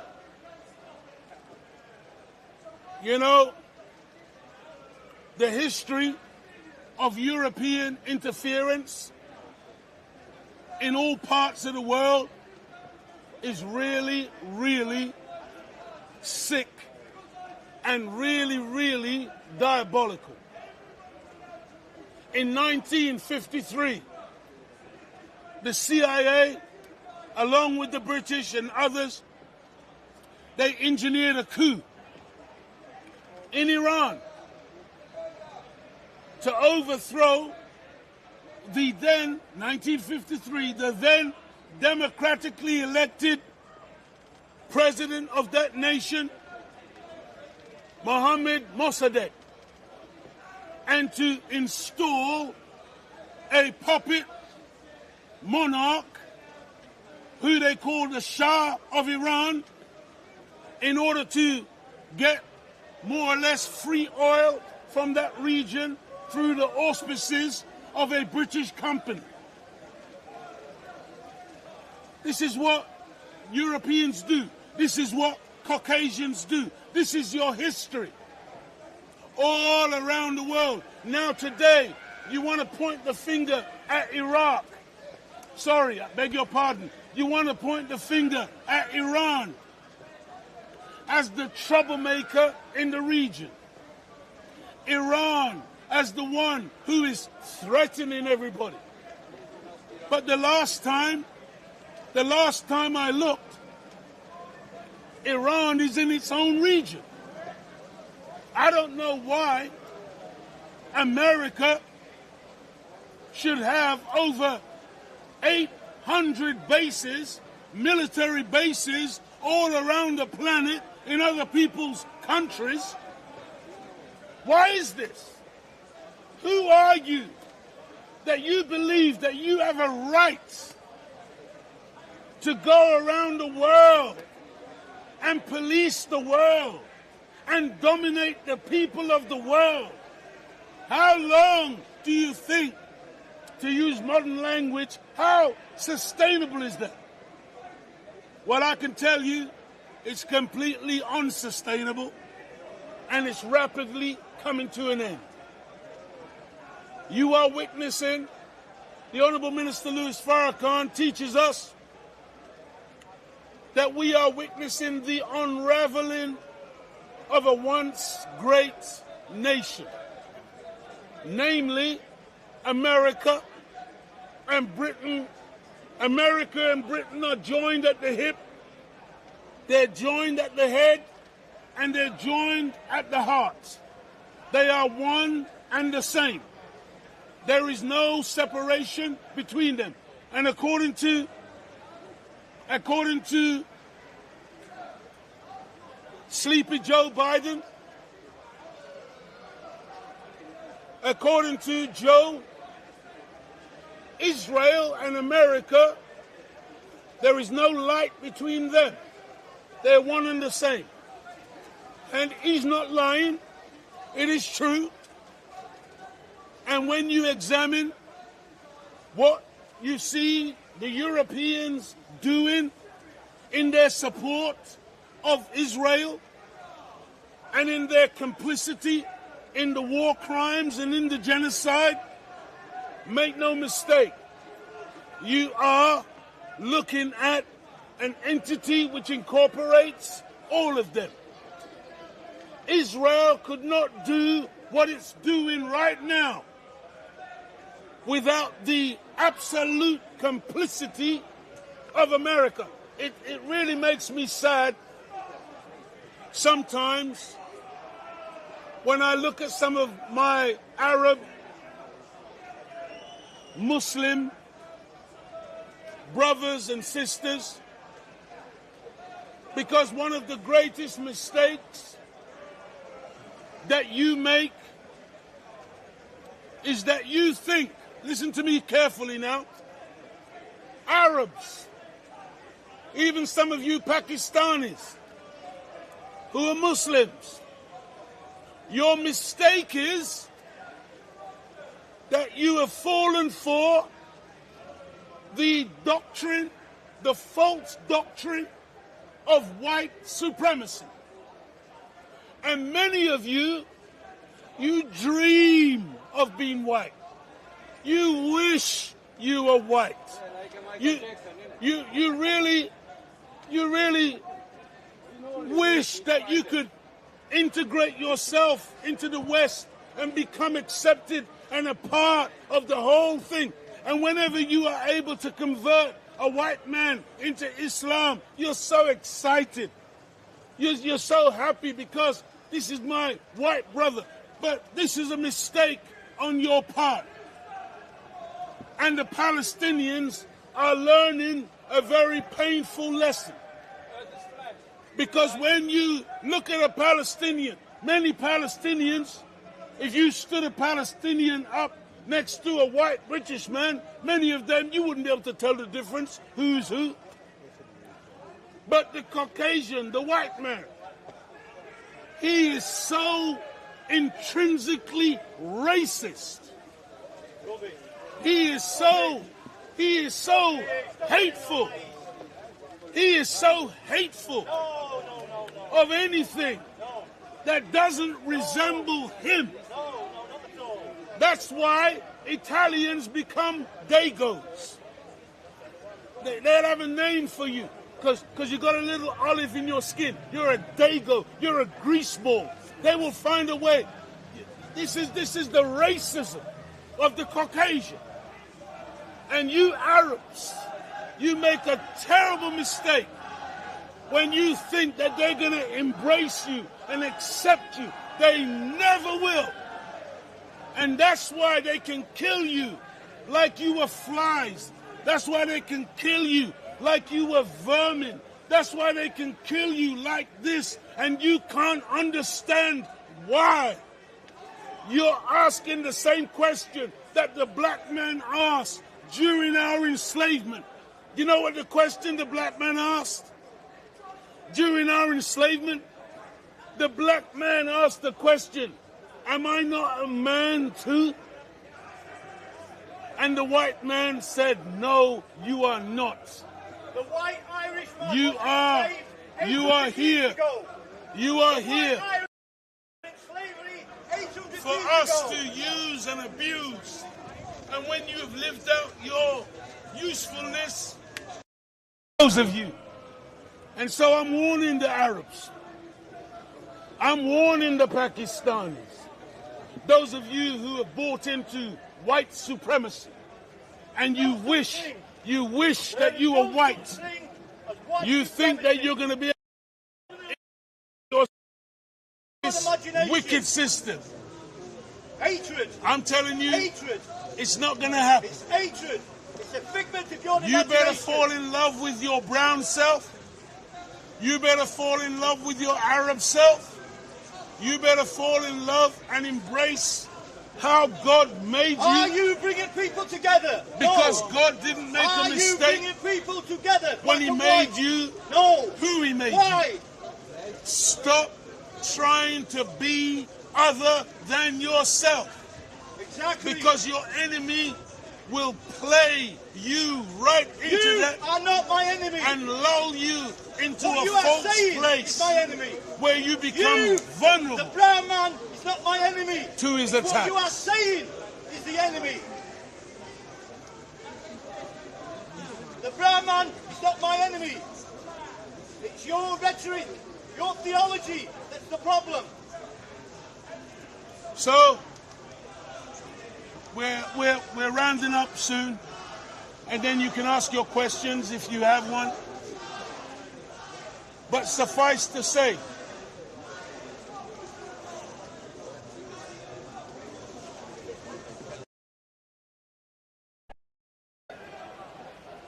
this reality that is currently unfolding on our planet is really something that you may think is over there, but I'm warning you, in the name of Allah, it's coming here. You see, there's a scripture in the Bible that says, as you sow, so shall you also reap. And when we are a people who give out evil, that evil inevitably comes back. And this is why, when you look in London, all you can see is CCTV cameras. Everywhere. The other day, I went in a public bathroom and there was a CCTV camera. Because there's tremendous paranoia in this world because they have been so wicked and so evil that they are paranoid about something that is coming. So, in everything now, they've got spyware that they insert into your phone because they have to listen to your conversation. They have to be able to read your text messages. They are looking and spying on everything that the members of the human family do because they are paranoid. They're frightened to death. Everything now is to be classified as terrorism. Some of you, over the years we've been coming here, we've even heard people say, listening to us in the park, oh, they feel intimidated because we sound violent. Well, I can assure you, the Nation of Islam is now nearly 100 years old, and you cannot point to one white man, you cannot point to one Jew, you cannot point to anybody that we have harmed one hair on their head. We are a people who speak the truth. And I heard the Honourable Minister Louis Farrakhan say on one occasion, if truth threatens your world, then your world should never have existed in the first place. Because your world is very shaky. If truth would bring your world down, my God, what kind of a world have you constructed? And so, doesn't matter what you say today, doesn't matter what you do, you're accused of anti-Semitism and being an anti-Semite. But there are very prominent people, former members of the Jewish government, who have come out in the public and confessed that name-calling is a trick that they use to silence people who legitimately criticize the wrongdoing of Israel or the wrongdoing of so-called Jews. I say so-called because there are people who are practicing the faith of Judaism genuinely. And such persons, as a Muslim, such persons are my brothers and sisters. The people who are genuinely practicing Christianity, such people are my brothers and sisters in faith. However, when an evil person comes to do evil to the members of the human family, they're not going to come and say, I'm an evildoer. The wicked always come disguised as an angel of light. And so they come in the name of Judaism. They come in the name of Islam. They come in the name of Christianity. That's what the evildoer does. And so in the scriptures, Almighty God declares that they say they are Jews, but they are not Jews. They are of the synagogue of Satan. Hear me well. Hear me well. Just because a person says, I'm a Jew, no, what you have to then look at is what is your practice. Because action speaks louder than words. And so, look at the actions and see if there's any congruency between what they do and what they say. And you will see that their action and their words are diametrically opposed. This is the reality of what we're dealing with today. We're dealing with an evil, deceptive, wicked cabal of murderers, liars, thieves. How did Islam spread in Africa? So, in closing, I feel a little bit disjointed today. See, my voice was going, it's back now. The voice was disappearing, it's come back now. All praise is due to Allah. I feel a little disjointed because it's been a while and it's a tremendous strain to speak at this volume for this length of time. But we're going to close and then we will attempt to facilitate your questions if you have any, and we will try to answer to the best of our ability. But just in closing,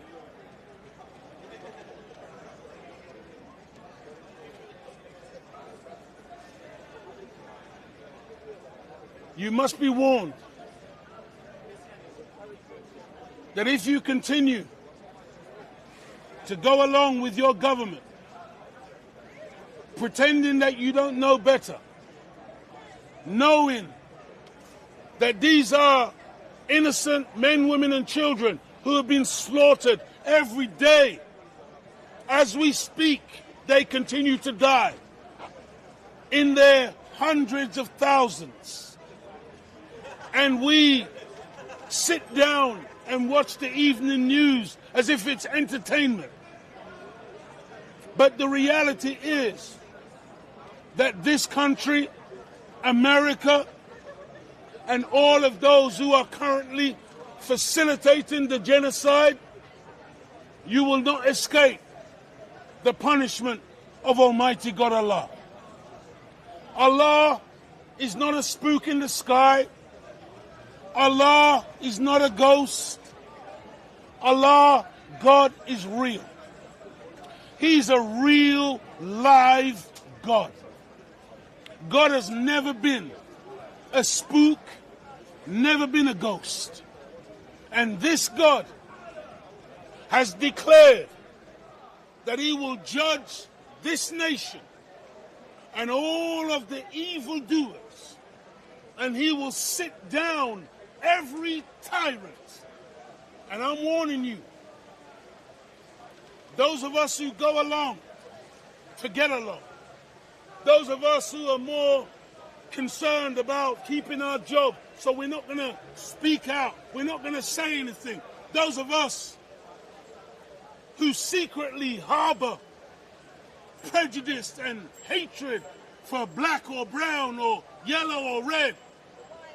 And so we think, oh well, good riddance, we just go along. Those of us who are worried, I'm talking about white people who are worried about genetic annihilation. And so we feel justified in killing other people in order for us to live. Let me tell you, your agreement with hell will not stand.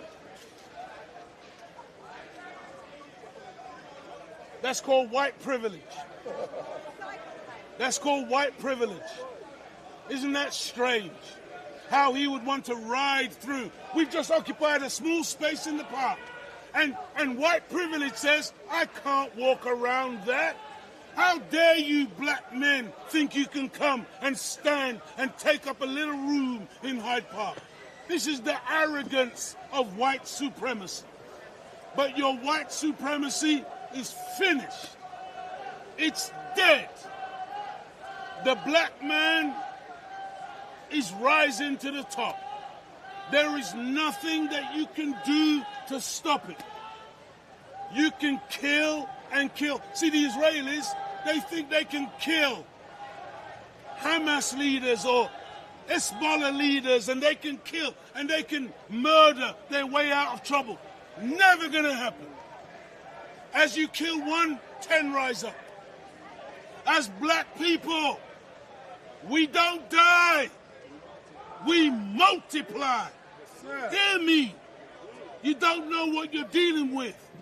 The black man is indestructible. Do you know what your governments have been doing for hundreds of years, trying to get rid of us? And every time they look around, there's more of us. And they're scratching their heads. What can we do? There's nothing you can do. You can bring monkeypox. You can bring another pandemic. You can bring whatever you want. You can declare martial law. You can do whatever you want to do. All of it will be to naught. Because Almighty God Allah has decreed that the wicked tyrants, it's time for you to RIP, rest in peace. And it's time for the indigenous, the original man and woman to rise once again. By the way, if you want justice on the planet, get black people into power as quick as you can. Because that's the only time you're going to see a planet that's actually peaceful. That's why today you can't point to one gun with a black man's name on it. We don't make Smith & Wesson. We don't make Uzi. We don't make submachine guns. We don't make shotguns. We don't make bombs. We don't make none of these weapons of mass destruction. These are all made by the Caucasian, followed by the Chinese, and followed by others. The nature of the black man is peace. Even though you want to try and make us out to be the bad guys, you will never make that charge stick. We're talking to you. That's all we're doing.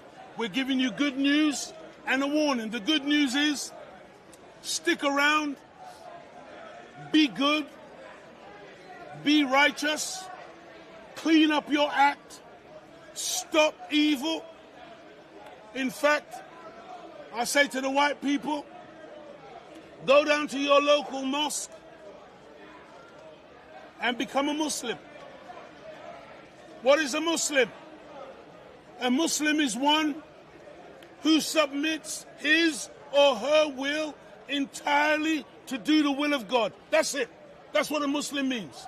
A Muslim is a believer in God and submits. Jesus said, not my will, but thy will be done. That's a Muslim. Not his will, but God's will be done. That's all it means. And so I encourage you to be good. I encourage you to be good, especially to your women and children. The female is the most abused person on the planet. But the female is extremely special to Almighty God Allah.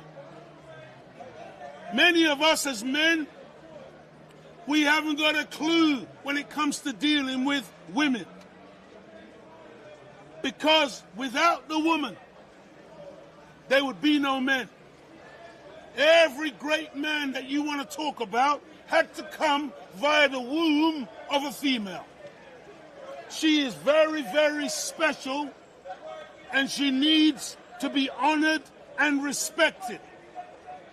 Not preyed upon, maybe prayed for, but not preyed upon like we're wild creatures hunting her in the streets. And so, I say in closing, let us be good. Stop robbing and stealing. Stop lying. Stop bearing false witness. Stop being covetous of your neighbor's goods, your neighbor's wife. Stop all of this wickedness that we do. And some of us do it undercover because we think that we're not seeing. But Almighty God Allah sees everything. And there is no escape today. And so I want to thank you, those of you who stayed and listened to the message. I want to thank you for your attention. And with that, I'm going to close, inshallah, until we return. And I want to greet you as I found you in the greeting words of peace. Assalamu alaikum. Allahu Akbar. Allahu Akbar. Allahu Akbar. Allahu Akbar. Allahu Akbar. Allahu Akbar. Praise be to Allah. Those words, once again, simply means God is great. God is the greatest. Now, any questions? Yes, sir. 8% of the British population are of mixed marriage. In your New World Order, what do you intend to do with these people? Yes, sir. The question from the gentleman in the front is that 8% of the British population are in mixed race relationships. What do we intend to do with this demographic, this population? Sir, we have no intention of doing anything with such persons. Such persons are human beings like the black, like the white, like the yellow, like the brown, and they have a right, like anybody else, to exist within the society. What we are saying is, let me explain. The vast majority of white people are married or, with other white people. Yes?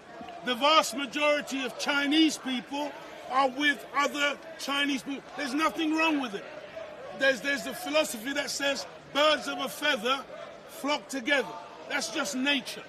However, with black people, over 50% of black men are with other women other than their own black woman. The reason for that, it's not because of a natural phenomena.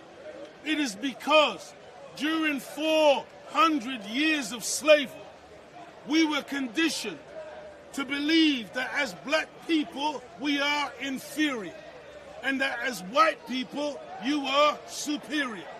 Why are you shaking your head? I'm telling you actual facts. This is, you see, you ask a question, I'm trying to give you reasoned answer so you can understand the dynamic. I'm not quoting you fake statistics. The fact is that when you see everybody else on the planet with their own, of course, every now and then you're going to see a Chinese man with a white woman, or you're going to see an Asian man with a black woman, and so on and so forth. Nothing wrong with it. But when you see wholesale, that is because we have been convinced that the only way for us to make progress is to integrate ourselves out of ourselves while disintegrating among ourselves. This is let me finish, this is a false premise, and it's dangerous because it means that many of my people are suffering from self-hatred and a delusion that somebody else is better, and the way to make progress is to join on to somebody else rather than embracing the man and the woman in the mirror. So that's all. We're not saying, if I'm walking down the road later on and I see a white man with a black woman, it's none of my business. Mixed race children. Hold on. Mixed race children. Look, I love children. So are they black? Are they white? I said earlier on that once black and white get together, the offspring is classified as black. If you don't believe me, ask the geneticist and ask the racist. The racist will call that child black, and we embrace that child. We don't care. If I see a black and white couple, none of my business. That's between them and their God. That's between them and their relationship. What we're saying is we're trying to educate our people to fall in love with self. Love yourself. Love yourself.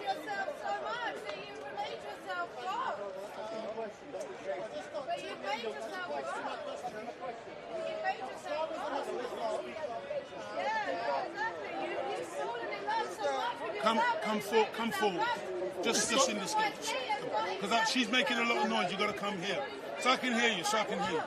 Islam is the message of love.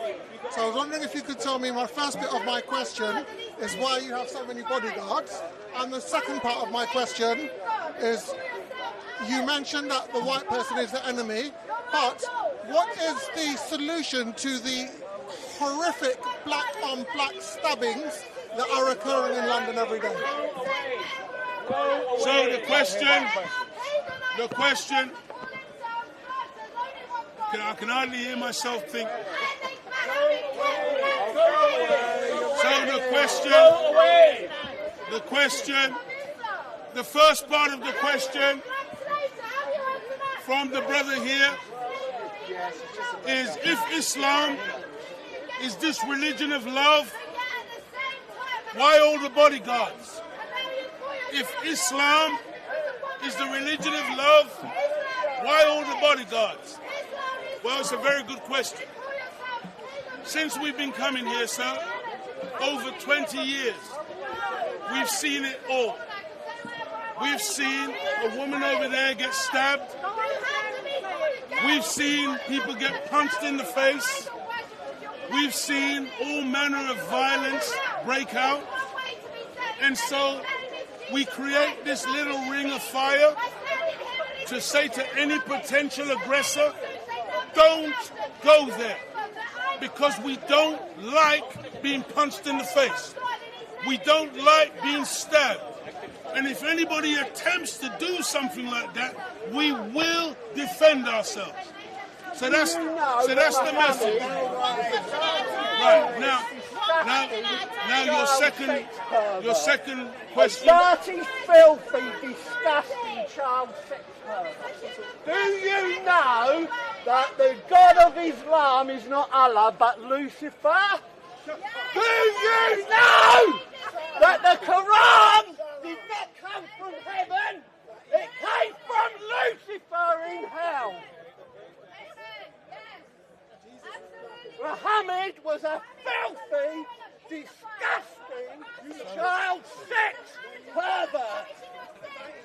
The God of Islam is Lucifer, and if you don't repent, you're going to burn in hell. They made me forget.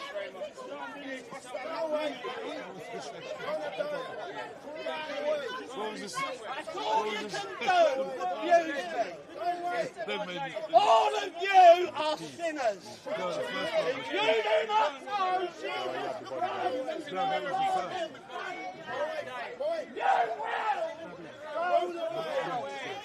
He loves you.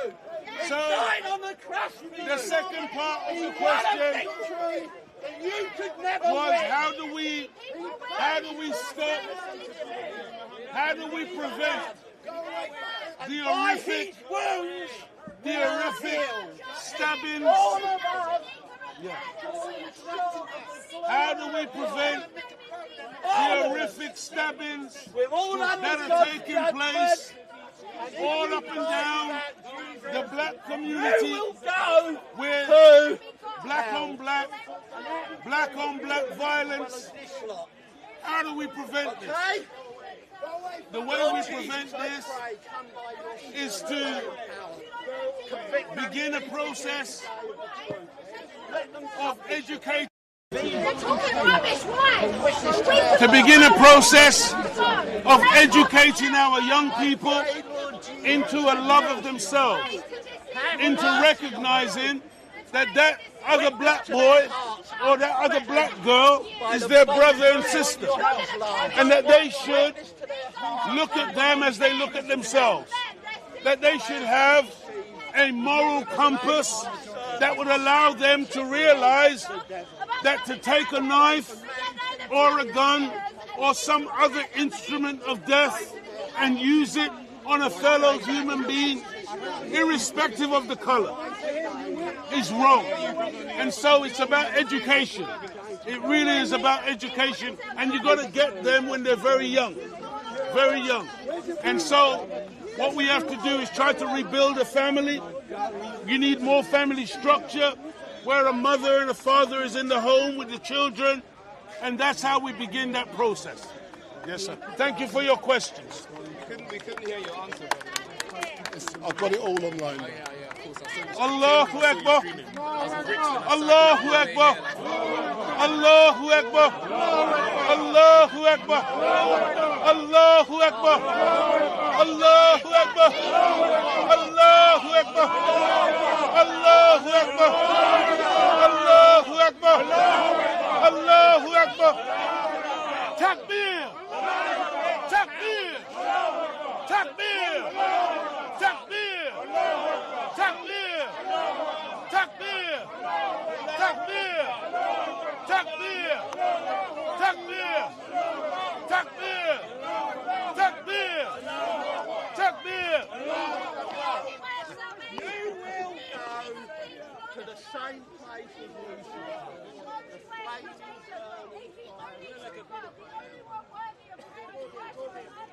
How are you, beloved? Wonderful to see you. Praise be to Allah. Anybody got a question? Anyone with a question? Anybody with a question? If you have no questions, then we can close out for the day.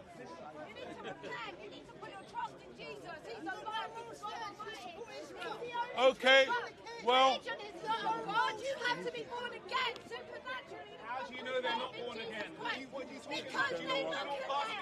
Which gentleman? Do you know how people get close to Christ? You don't know what you're talking about. They're not born again. If they were, they would understand they were sinful men. They're not gods.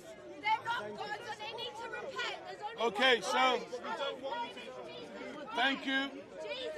May Allah bless you as I greet you in peace. Assalamu alaikum. Thank you, brother.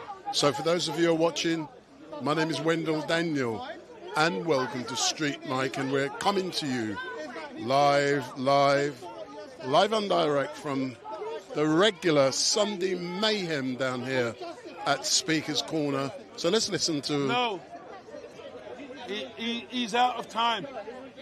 He's out of time, and he needs to have the courage to ask the question. So for those of you who are watching, Mohammed Hijab is in the house. Mohammed Hijab is in the house, and I aim to interview Mohammed Hijab very soon.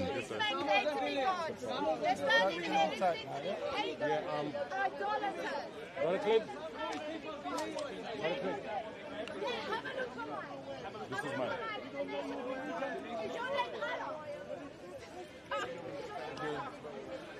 That's what they call themselves.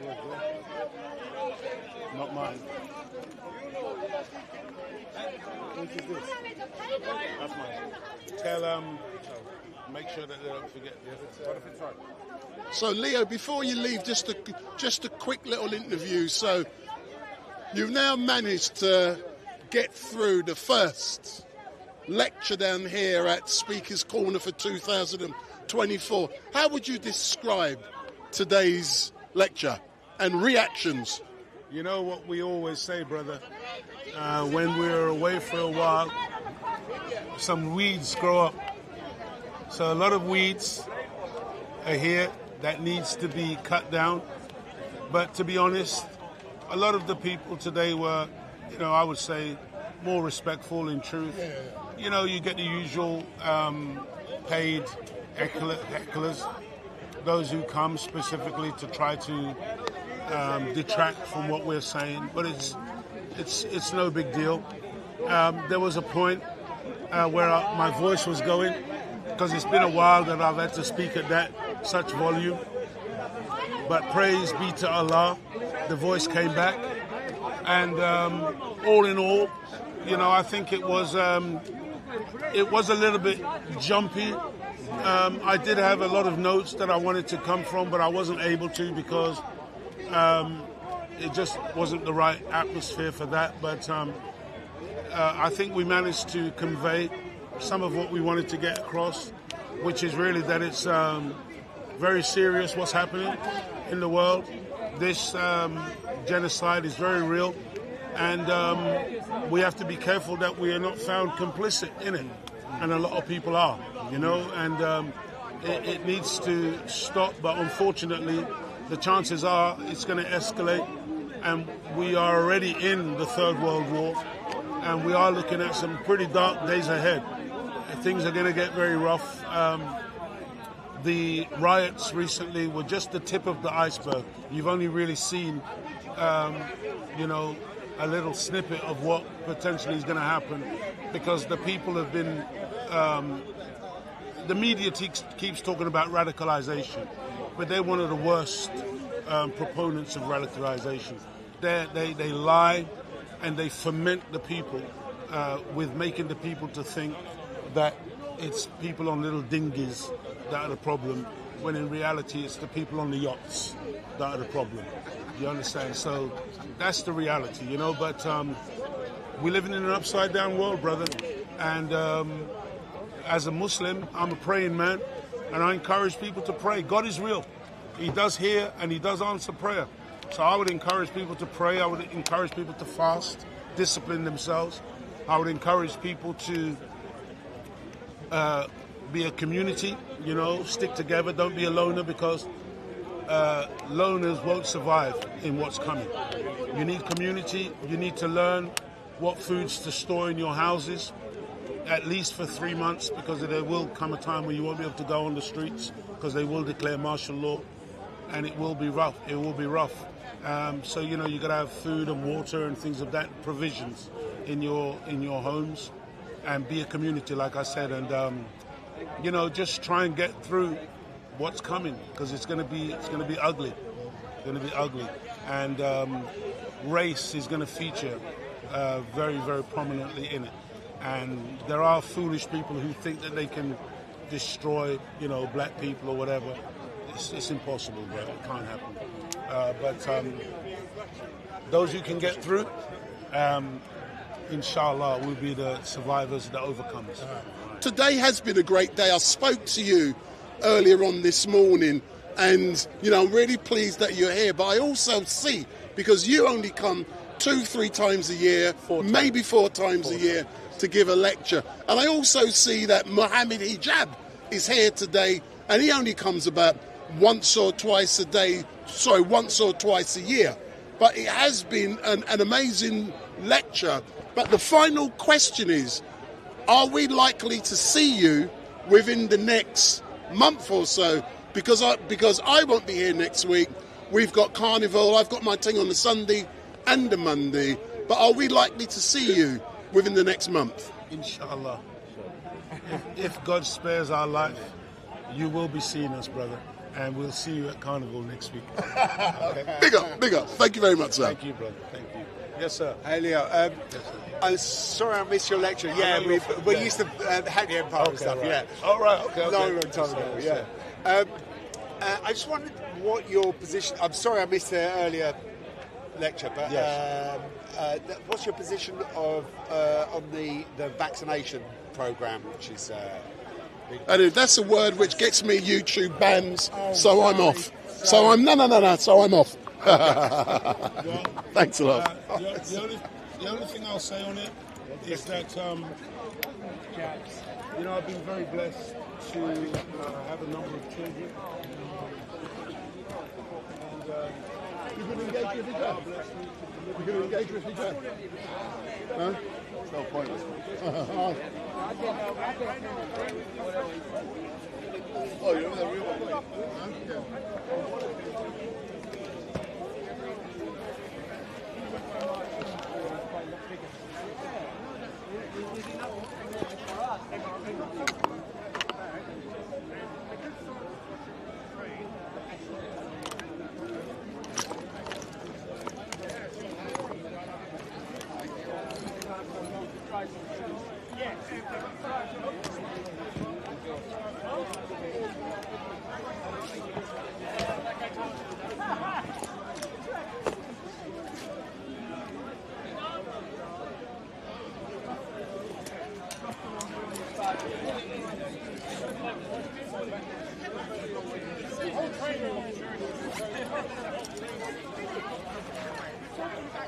No.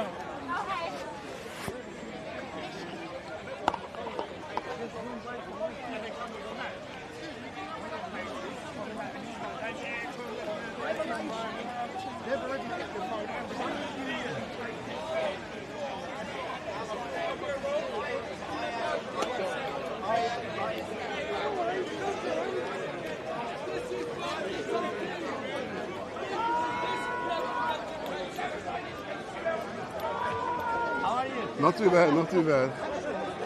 So, Israel has won every war. Israel has never started a war. They never started a war. Israel has won. Genocide. And Israel a war, people. Israel both sides have the same equipment.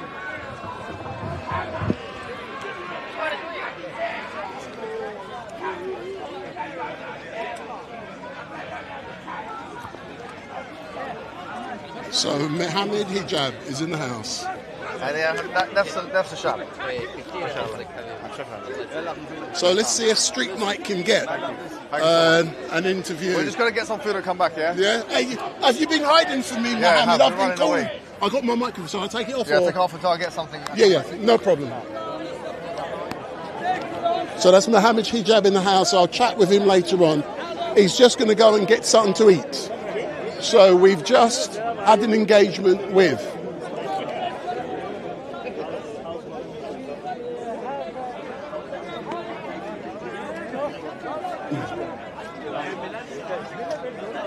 I just want to chat with you about the riots and the fact that people are trying to burn the mosque, yeah?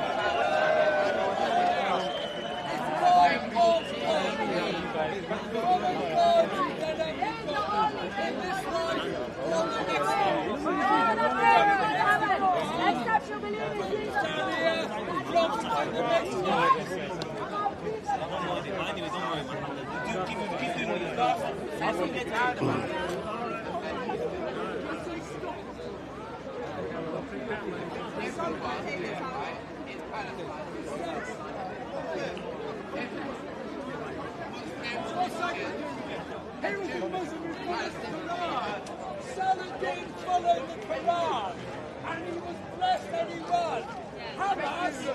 Hey! How are you, sir? Wow, we don't see you very often. Come, let me do a little interview with you. Okay. Come round. God bless you. You keeping okay? Yeah, I'm not too bad. So, hold on, let me just get my headphones. So this great gentleman next to me, what's your name, sir? Kenneth. So, Kenneth, people might recognise your voice from radio, true or not? True. And who is it you normally engage with on the radio that we haven't heard for a little while? Mr. James Whale. Aye. And Asher Gold. So you're a regular contributor with James Whale. And also I've been calling up Andre Walker. Lately. Yeah. So has it been a miracle, in your opinion, that James has managed to survive, be so strong for so many years? It's about 20, 25 years or even more after initially being diagnosed with kidney cancer, and now he's stage 4, stage 5 cancer, but he's still going strong like an ox. No, he's not going strong. God is keeping him alive. Yeah. God. It's only by the grace of God that God hasn't brought judgment upon James Whale. James Whale is a precious soul. I like James. I love James and Ash. Christian love. But the way he's headed, I've told him on the radio and the television a few times, if he dies without Jesus Christ as his Lord and Saviour, if he refuses to ask God for forgiveness of his sins, he's on the highway to hell, and that's where he'll go. And he knows that. And so does Asher Gold. And so does Andre. So but if you don't mind me saying, I'm not saying that in a judgmental fashion. I'm a sinner, but my sins are covered by the blood of Jesus. I've asked God to forgive me sincerely, and I believe in the Lord Jesus Christ who died for me and rose from the dead. And I'm born again, and He loves you too. I know they do, but what is it? It's good to see you again, by the way. But what is it? I haven't seen you for a little while, but what brings you? I normally see you around Downing Street, around Westminster. Very rarely do I see you down here at Speaker's Corner. What has brought you here? I used to come today? here. When I worked I'm a bricklayer. I used to work in London a long time ago. I'm retired now. I used to come here on a Sunday afternoon after church. But I came here today to meet a good Christian friend to give her a flag about Jesus. She was wanting a flag with the name of Jesus on it. Jesus is her only hope. So I arranged to meet her today. She's around here somewhere, a very nice lady from India. I've seen her, I'll give her it, yes. I gave her the flag. Who's that? Shalini? Is it Shalini? Shalini. She just walked past a few moments ago.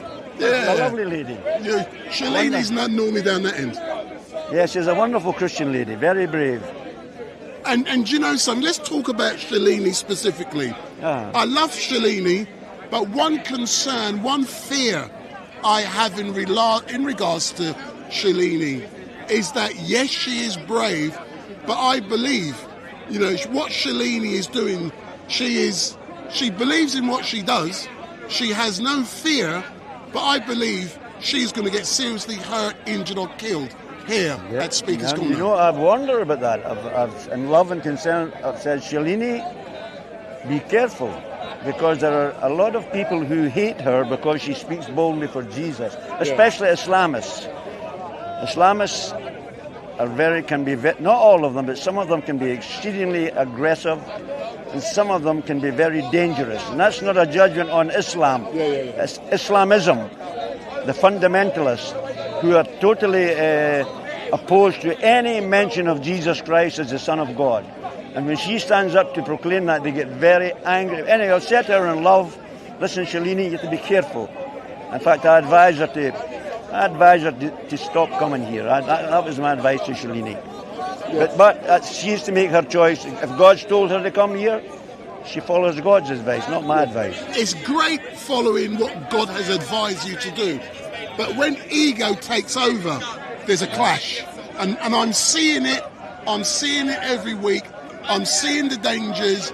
We know what happened down here with Hatun Tash. Yes. And I've warned her, do what you need to do, but sometimes you need to calm it down read what's going on around you. I would agree with that. I love Shalini. She's a very genuine Christian, but God gave us wisdom.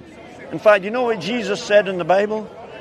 It's to his disciples. He said, I can actually hear her shouting down that way. Jesus said in the Bible, cast not your pearls before swine, lest they turn and rend you.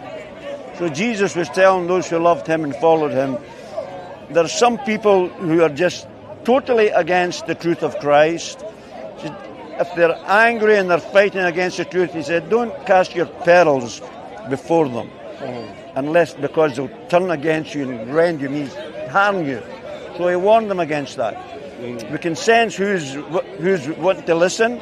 Everybody's entitled to their own opinion, but we can sense when people are just wanting an argument for argument's sake. There's nobody any good. That's why I stopped coming here. There was too much arguing. And now it's become too much fighting. And as a direct result of social media, a lot of the things that happen here are created purely for clicks. And it's quite sad. Hence the reason I don't edit.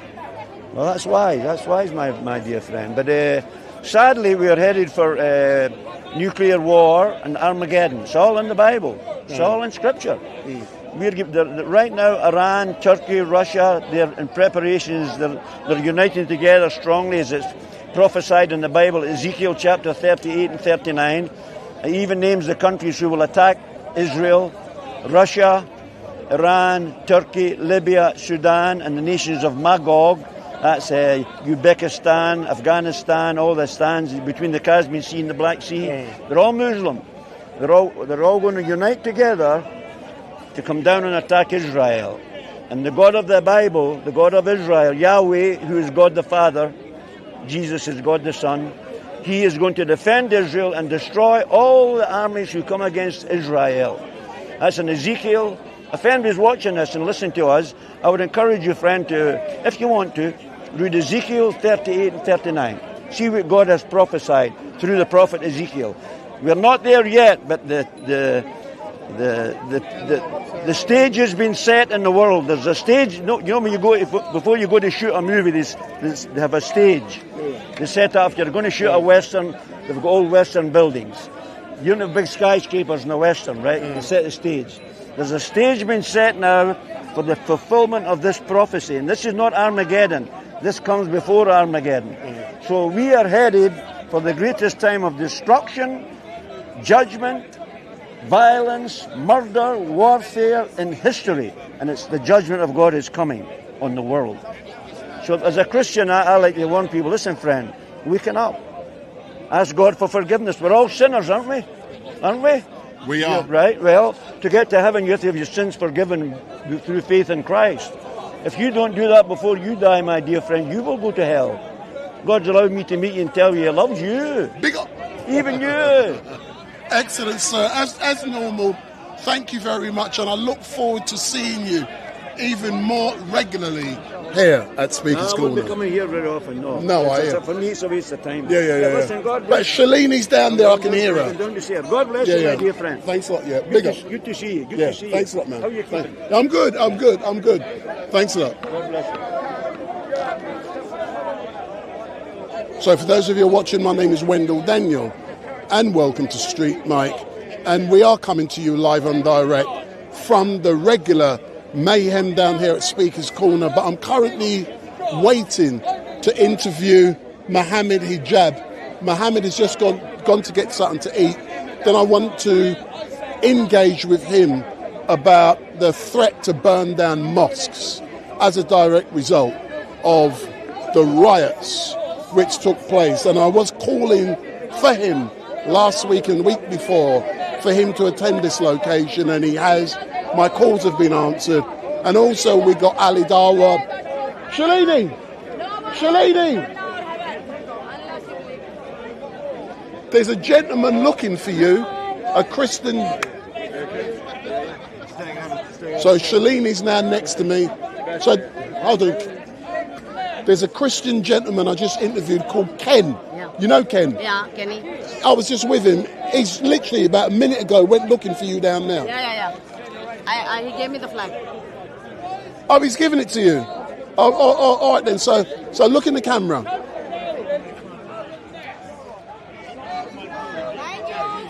Hold on. No one can hear you.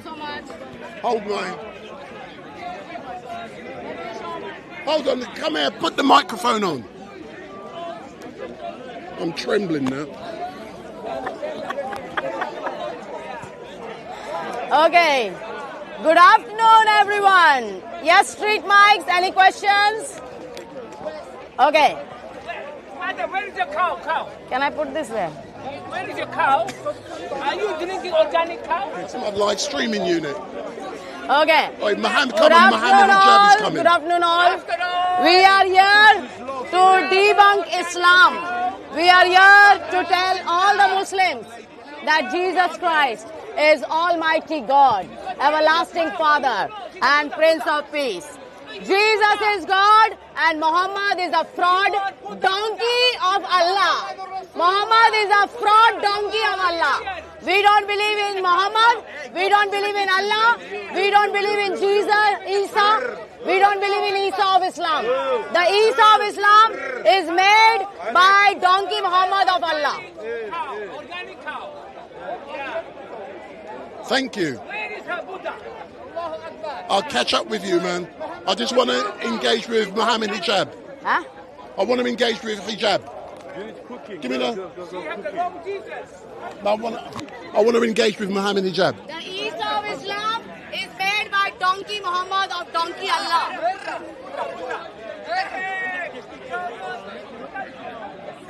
So we got the best police.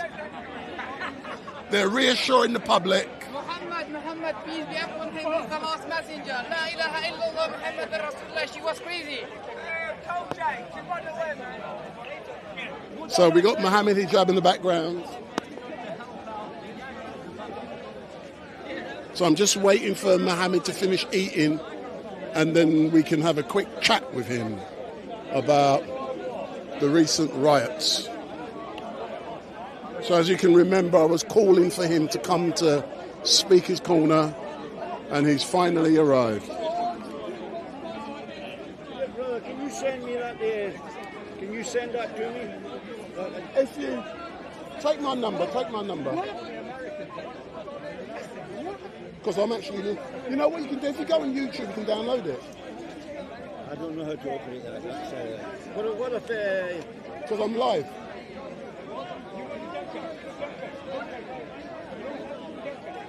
You put your number on here, please. You know how these things work. Where's the phone? Where's the phone?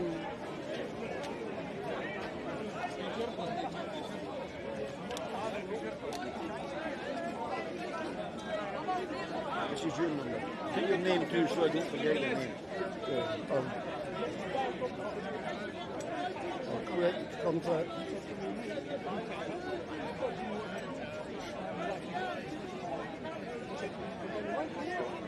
Save. I'll do a quick call. That's my phone number. Okay. StreetMic. Yeah, that's me. What's your first name? Wendell. Wendell. Yeah. God bless you. Yeah, no problem. Thanks, Doc. Thanks, Doc.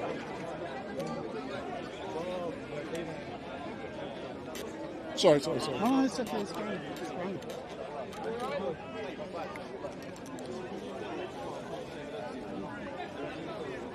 So there's Mohammed trying to eat a little sandwich. He's feeling a bit hungry today. So you good, sir? Where's mine? How can you come onto my live stream and not even offer me? Cookie. You need it, man. You need it No, more I'm than good, I'm good. You're growing lad. You're a growing lad. I'm all right. So, Mohammed, all I can say is thank you very much for giving me this opportunity to interview you. You haven't been here for a little while. I know you're not that well known. I normally see you more on Piers Morgan, not Speaker's Corner. So, what's it like for you to appear on Pierce's show arguing about what's going on in Gaza? And then I'm going to talk about the riots. Yeah, I mean, you saw what happened. I went twice. I think it was a historic debate. Yes. You know, we had two, especially the one with Shmoli, very entertaining. I like debates which, because I saw him. What happened with that was we're sitting on a table, me and the guys, and we got the invite by Piers Morgan, the second invite, and it said Shmoli. So I saw what his debate with Cenk, and he looked very combative. He was going for the jugular, and there was something attractive about that. I liked that, because now it takes a little bit more to excite me in terms of debates. So I thought, this guy's going to go for it. You know what I mean? Yeah. So I said, okay, because he has that profile and he's going to go for it, let me go for it as well. And we saw, in Piers Morgan's words, the most combative debate in TV history. It was an amazing debate. I watched it about 3-4 times. And I even heard Piers read out, I believe, a letter you sent into the show last week as well. That's right. So you're well known. But let's move on from then, talk about something that's really important. I was calling for you a couple of weeks ago, and I asked Ali Darwa to send a message, and I hope he did. That little StreetMic wants to talk to you. And the reason why, when the riot started in Southport, I was there. I was in the middle of it. 24 hours after that the 3 young girls were murdered, I was there. When it went up, I was there. But the question I want to ask you, Mohammed, as you know, a fake message, fake information went out that the perpetrator was a Muslim. There was then foolishness being spoken about, and then people wanted to start burning mosques. From your point of view, you know, what did you think, feel and believe when people were calling on your religious locations to be burnt and destroyed? Well, I'll tell you what, I think you summarised it in a very good way. I think the timeline of events, the way you've just summarised it, is exactly what happened. You had false information come out, and then subsequently you had misdirection of anger to a community which had not even been implicated. Because this idea that he was an immigrant, this idea that he was a Muslim, all of these things were actually fake, you know. So I think it just is a contrivance of narrative. We've seen that the far right have tried to contrive this narrative and superimpose it by any means necessary onto the Muslim population. But I think it also shows one of the greatest failures of the far right in modern times, because they tried to do it on 2 different occasions. On the first occasion in Southport, they tried to do it and they failed, because it turned out the man was a Christian from Rwanda and he wasn't an immigrant. On the second occasion in Leicester Square, we saw that the person who actually came in to intervene was a Muslim. So to answer your question, I think it's clear for everyone to see that the far right have failed here tremendously. And I think the reason why that's happened is because there's an outside interference. And we can see people like Tommy Robinson, we can see you can academics like David Miller and others, have looked at his streams of funding. He's an open Zionist, he's openly a Zionist.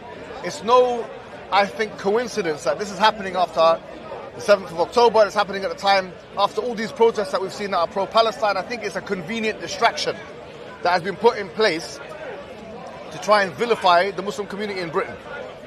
But when people keep saying that the riots were caused by far-right people, in my opinion, the riots was a result of angry community coming out because they felt they had been failed by the system.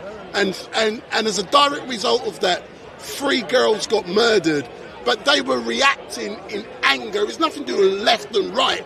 The community was angry. Is my interpretation wrong?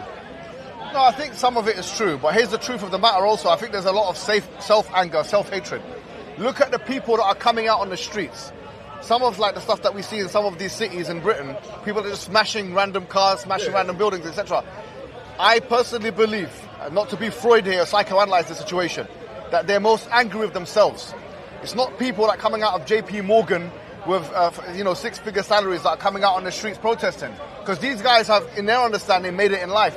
What we're seeing is people who are on the socioeconomic echelons, the lower socioeconomic echelons of society, who have failed in every aspect and facet of life, familiarly, spiritually, monetarily and otherwise, that now need a convenient scapegoat to try and explain their failure to society. And what we're seeing is that these people cannot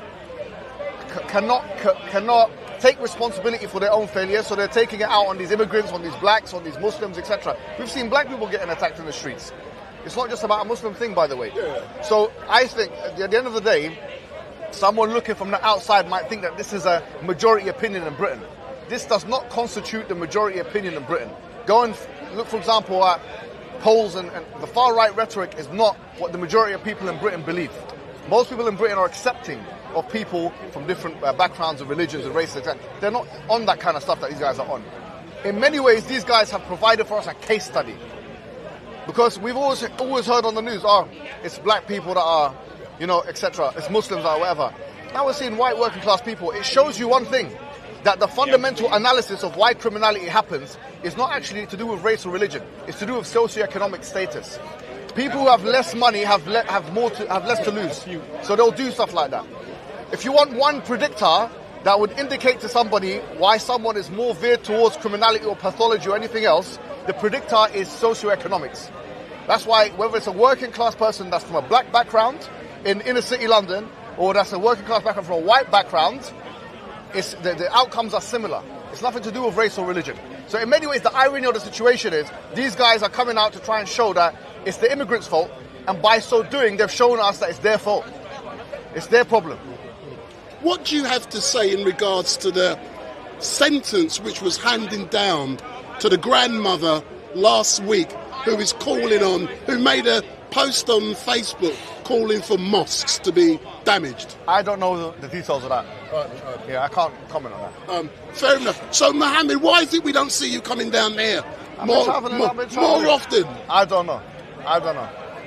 But everyone misses you. Right. Because earlier on, we had the Nation of Islam who were here, and we noticed that you didn't come over to have a discussion. But what the brother Leo Mohammed said was during his absence over the last year, weeds had grown up, and he's come here today to chop the weeds, and you've turned up.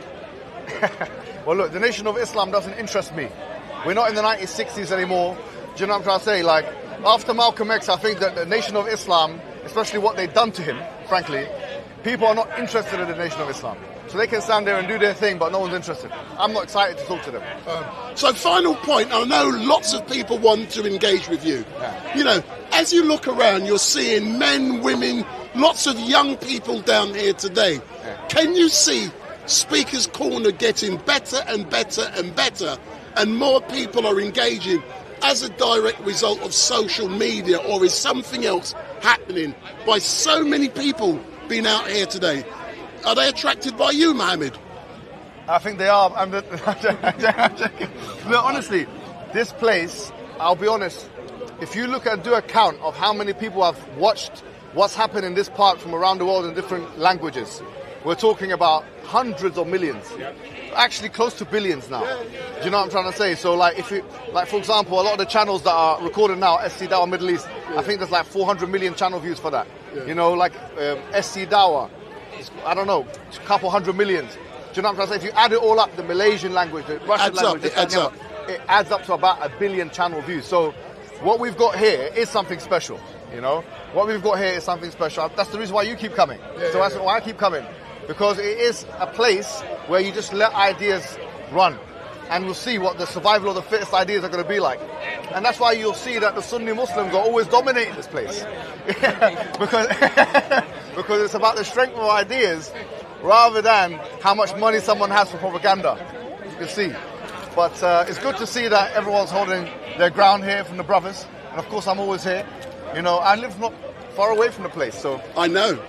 Yeah, okay. So as, you know too much about me, brother. So as normal, Mohammed, thank you very much. We engage all the time. Yeah. But I managed to engage with Ali last week, Shamsi, the Sheikh, and I called them then to send you down here because everyone was missing you. Well, you got it now, brother. Big up, big up, big up, big up. Thanks a lot, bro. Is this yours? Yeah, this one, yeah. Thanks a lot, man, yeah. Thank you. So that's Ali Dawa. No, it's not. It's Mohammed Hijab.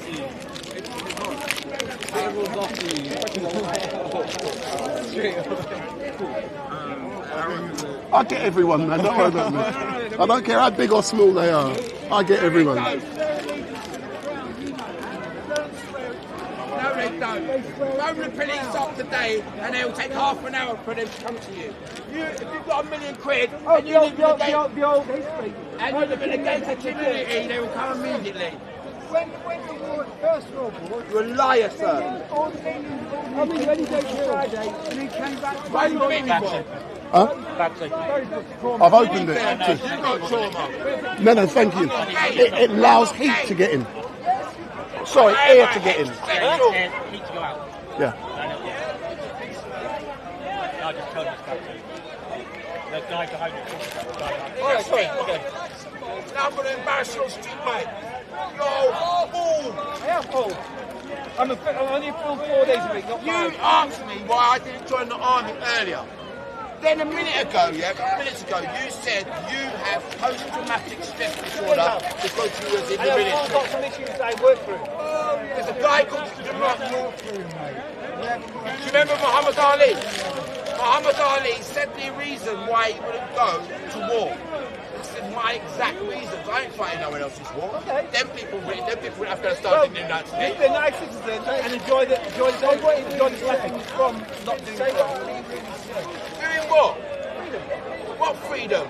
You're a slave to the system. You are a slave. Have you worked? I want to raise you outside. All right, listen, sir. You've obviously worked, right? Obviously worked, right? So one day you're going to get a pension. When people work, you pay tax. I don't care. You're a slave. I don't care. Who pays for the heating, the lighting, the hospitals, the dentist? We do. We do. Why? Labour. Yeah. Oh, look, yes. They do. Yeah. Because you're a slave to the system. The same methodical system that's been around all day long. And the same system Islam has, but different versions. Why you did not Islam? All the African tribes are the same. Islam was doing anything. System, right? Islam don't run the system. European Union. It's had one for the Catholic Dark Ages. Islam don't run the system. Okay. Working people don't run the system. Islam run the system. The rich run the system. All over the globe. The same people. The Muslim Brotherhood are the billionaires. Why are you bringing up Muslims? They sell oil. They sell diamonds. They do drugs. They do prostitution. So you're doing the same what that man does. They do parents for hire. You're not a Muslim. They are billionaires, Muslim Brotherhood. It's about billionaires. Why are you bringing up Islam if you're not Muslim and you're a Christian like me? You're not a Christian. You're a Judas. He's a Judas. You are a Judas, sir. You're not a Christian. You're a Judas. Huh? Why are you bringing up Islam if you're not Islamic? Example of a system. We've all got systems. Who runs the world? Huh? Islam. You never know when he's coming. Muslim Brotherhood. Grey Fox. The rich run the world. Taliban. Hamas. Taliban have got nuclear bombs, right? Hamas. Hezbollah. Iran. So Saudi Taliban Arabia, are NATO. Taliban are NATO, So yeah? America though. Do you know how many countries are in What NATO? colonial empire are we running now? Do you know how many countries are in NATO? Huh? Do you know how many countries I are know in NATO? Turkey's one wants to be the next caliphate of Islam. Why you keep attacking Muslims in Islam? So you justifying Russia in Ukraine? Have you find anything? Where I want it all to stop. But the main problem is, when you go, I lived in this country. It's not, I'm live. And people are getting murdered for no reason. He's over there somewhere. I don't care about the people at the top. Well, I do because they're fucking up everybody's lives. They're the ones. How many lives have you fucked up? Sorry? How many lives have you fucked up in your life? I don't know, but I tell you what, I haven't got the power to send a battleship or send a bomb to another country to kill thousands of people. Listen, mate, mate, I went to Cambridge. I don't need to go to college. Why would you go to I've got a degree from Cambridge. Right, so I didn't bring it up. You asked. Well done. Right. I don't have I've probably got people in my life, but those that have got a navy and an air force and an army have the greatest power to do the greatest damage. Which country in the world has done the greatest damage, killed the most people? Fucking hell, man, America, it's obvious. They've dropped more bombs than any other country. It's other than Israel, actually. Israel in the last 9 months has dropped a greater amount of tonnage in bombs than was dropped in the Second World War on a place that's smaller than Coventry. Okay, on people that are living in tents. Now, the leadership of Qatar and Saudi Arabia, they couldn't give a fuck about the ordinary people. They're in league with the Zionists. So it's the rich. Oh my God.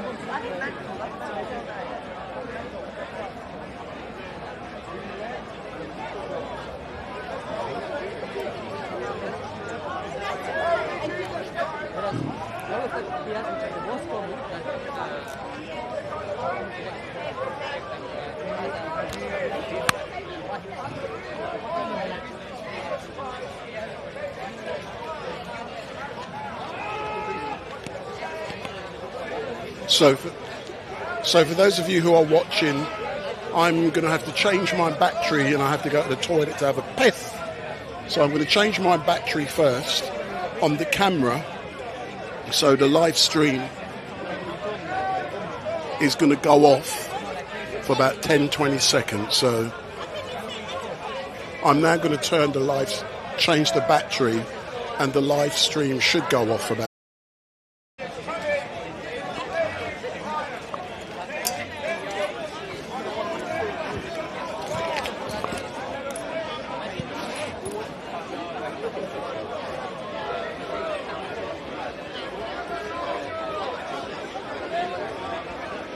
So the battery has now been changed. So unfortunately I've got to answer a call of nature.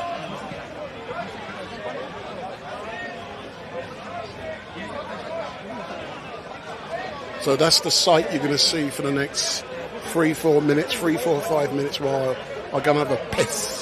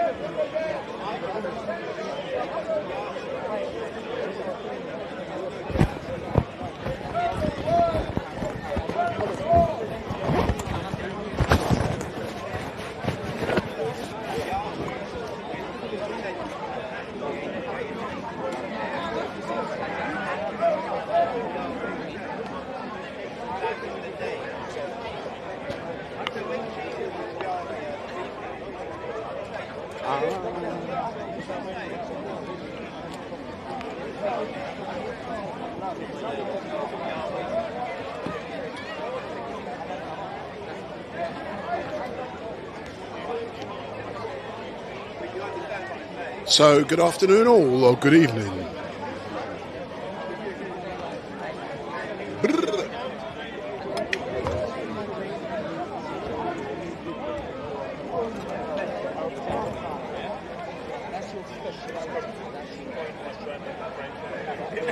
So, good evening all, my name is Wendell Daniel.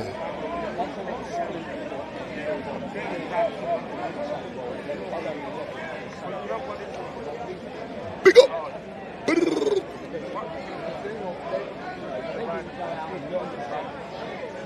So, good evening all, my name is Wendell Daniel, and welcome to StreetMic, and we're coming to you live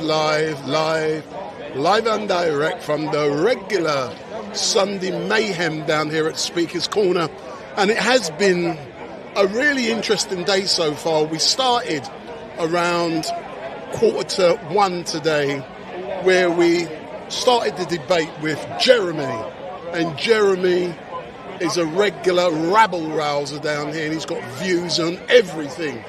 And then I informed you that a special guest will be attending Speaker's Corner at roughly 1:45, and then Brother Leo Muhammad from the Nation of Islam arrived, and Brother Leo gave a lecture. Regardless if you agree with what he said or not, the important bit with the content I bring, I don't pick one particular side. I try to engage and bring you a bit of everything. So I bring you a bit from Brother Leo Muhammad from the Nation of Islam. I bring you a bit from Tommy Robinson. I bring you a bit from Bob the Builder. I engage with everyone, and that is so important, because I believe by engaging with everyone, you are giving everyone a piece of information, and then they can make up their minds what is the truth. And, you know, we also engage with heavyweight Muhammad Hijab. So come, let's talk. Let's talk, sir. So my name is Wendell Daniel from StreetMic. So you watch my channel? Yeah, I do. So look at the camera, man. We're live at the moment. Look, you'll see your face, ugly face, come up there in a minute. So what is it about what I do that you like? What's it about what I do that you like? So you've come up. You come here and you find out both sides of the party, and you see what's going on, and you try and meet in the middle and see what's. But is it not important to try and find out, like, what the Muslims are saying, what the Christians are saying, what the atheists, what the left, what the right, what the centre? Isn't it important to? You have to get someone in the middle and say, hang on there, what's the issue? But you know, I get accused of being far right. What's happening for you to go left? What's happening for you to go right? What's the scenario there? You know, Yeah. So someone like you to come. Excellent. So what are you doing down here at Speaker's Corner today? With the family. So how far have you come? Money over in Wembley as well. Oh, all right then. So, but I'm being honest. How important was it for you to bring your family down here to experience open debate? Very important. Very important. To let them know what's going on in life. You know? Let them know what's all this big news every minute. What's the world coming to? What's it going to lead to? Are you shocked of your evaluation of what the world is coming to? Yeah, I am. In the last 15 years at least. Is this your beautiful young lady daughter? This is me girl here. So hello, I won't show your face, but you're out here with Daddy today, yeah? Yeah. Yeah. So what have you and Daddy been doing today? Walking through. Aye. Have you enjoyed today? Yeah. What's been your favourite? What have you done that's really excited you today? I don't know. Oh, you don't know yet. So listen, Daddy, thank you very much. Enjoy Hyde Park Corner with your family. Hey, say big up, big up, big up, big up. See, when Daddy goes back and watches this, he'll be able to see himself, but I won't show you. Shall I show her? She's all right. Yeah, she's all right. But listen, thanks a lot, sir, yeah? She's too young. Try to take her off me, so. Thanks a lot, man, yeah? Excellent. Big up, big up. Thanks a lot. Thanks a lot. So that's another gentleman who says, like, he follows me down there. And it's so important that you've got families coming down here. And Steve! And they're able to engage. They're able to take part. But, you know, we've had a bit of everyone. Like I said, I've been accused of everything. Left wing, right wing, BLM, far right. The accusations will continue. But now we got Steve. Hello. So Steve, earlier on I said to you that a special guest was coming. I wasn't sure they were that special, to be honest. See. Then their crowds are getting smaller, aren't they? Yeah, but you thought the special guest was going to be Tommy. Well, when you wouldn't tell me who it was, I was just trying to guess the sort of people that you hang around with these days. But I hang around with everyone. But I know you do. But for security reasons, I could not disclose who was going to be here. Why not, for security reasons? And I only found out this morning. Are they that important? No. What are their security risks? No. But there's certain people who want to come to Speaker's Corner when you advise in advance. Right. There's silly people out there. You get what I'm saying. Yeah. I didn't find out till this morning, but I didn't disclose the name until I think it was about 20 to 2, when I was just about to tell people and I saw part of the entourage walk past. But let's forget that. Yeah, let's talk about something that's topical in the media today, and this is the millions Nigel Farage is earning. So how, what is your views on the let me set out my stall. What is your view on the fact that the media is now attacking Nigel Farage? Pathetic, because how long's he been an MP? So I'm not sure if any of that data correlates to his time as a Member of Parliament. First point. Second point, a big chunk of that is from GB News. Third point is, which he's already pointed out, that figure is inclusive of that. And I knew this. Obviously, he was kind of on the outskirts of reform before returning as the leader of reform. But he's certainly, before he returned to reform, which this figure is relating to, he has his own team of people separate to reform. A team of people that work for him, whether they're advising him, whether it's photographer, whatever they are.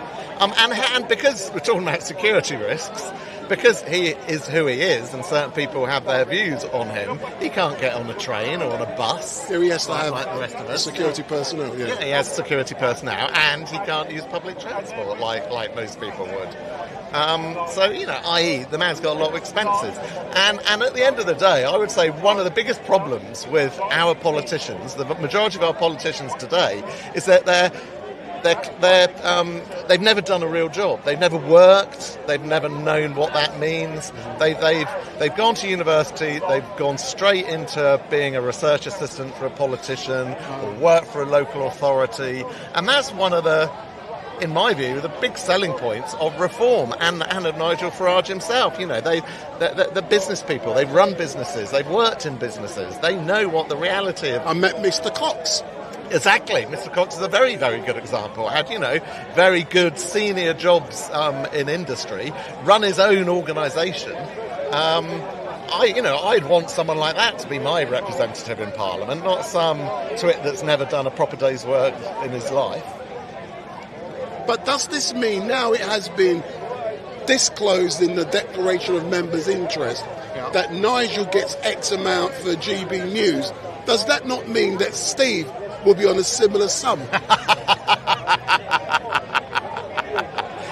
I think that's the only reaction I can give to You wish you... But of course, when the salaries are declared in any scenario, yes, I'm sure there'll be some other individuals at GB News. But then let's face it, we all know Nigel Farage is the main man on GB News, and he brings in and adds to GB News something that very few other people could ever come close to. So, he's rewarded. He is rewarded for. I mean, if you remember when he joined GB News, and obviously it was still, and I've never watched it. It was in their still relatively early times, and I think it could be said that he helped save GB News and has helped GB News become what it now is. Yeah. But the question I'm now going to ask you is about sentencing, and since the riots, some very stiff sentencing has been handed out. What is your views on the fact that the grandmother was given, I believe, a 6-year sentence for a post she did in Facebook? Two-tier Keir, as he will now always be known as, it seems to go this two-tier massive problem that we've got in our country clearly goes way beyond policing. It's now to the core of our justice system, which, frankly, is even more worrying. The fact that there is, and there have been some great examples given out, pairing, saying, this person did this and they got 1 month, this person did something in one of these recent protests and got 2 years or 6 months or whatever.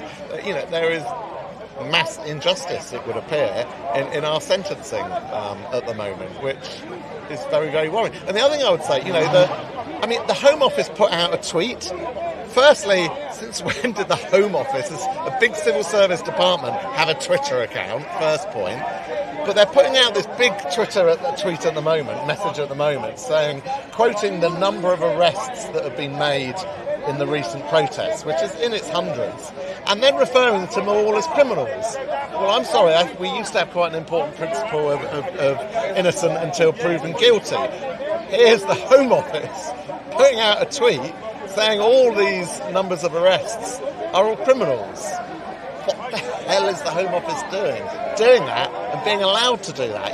Heads should be rolling in the social media department of the Home Office. I mean, again, just thinking about that, the Home Office has a social media department.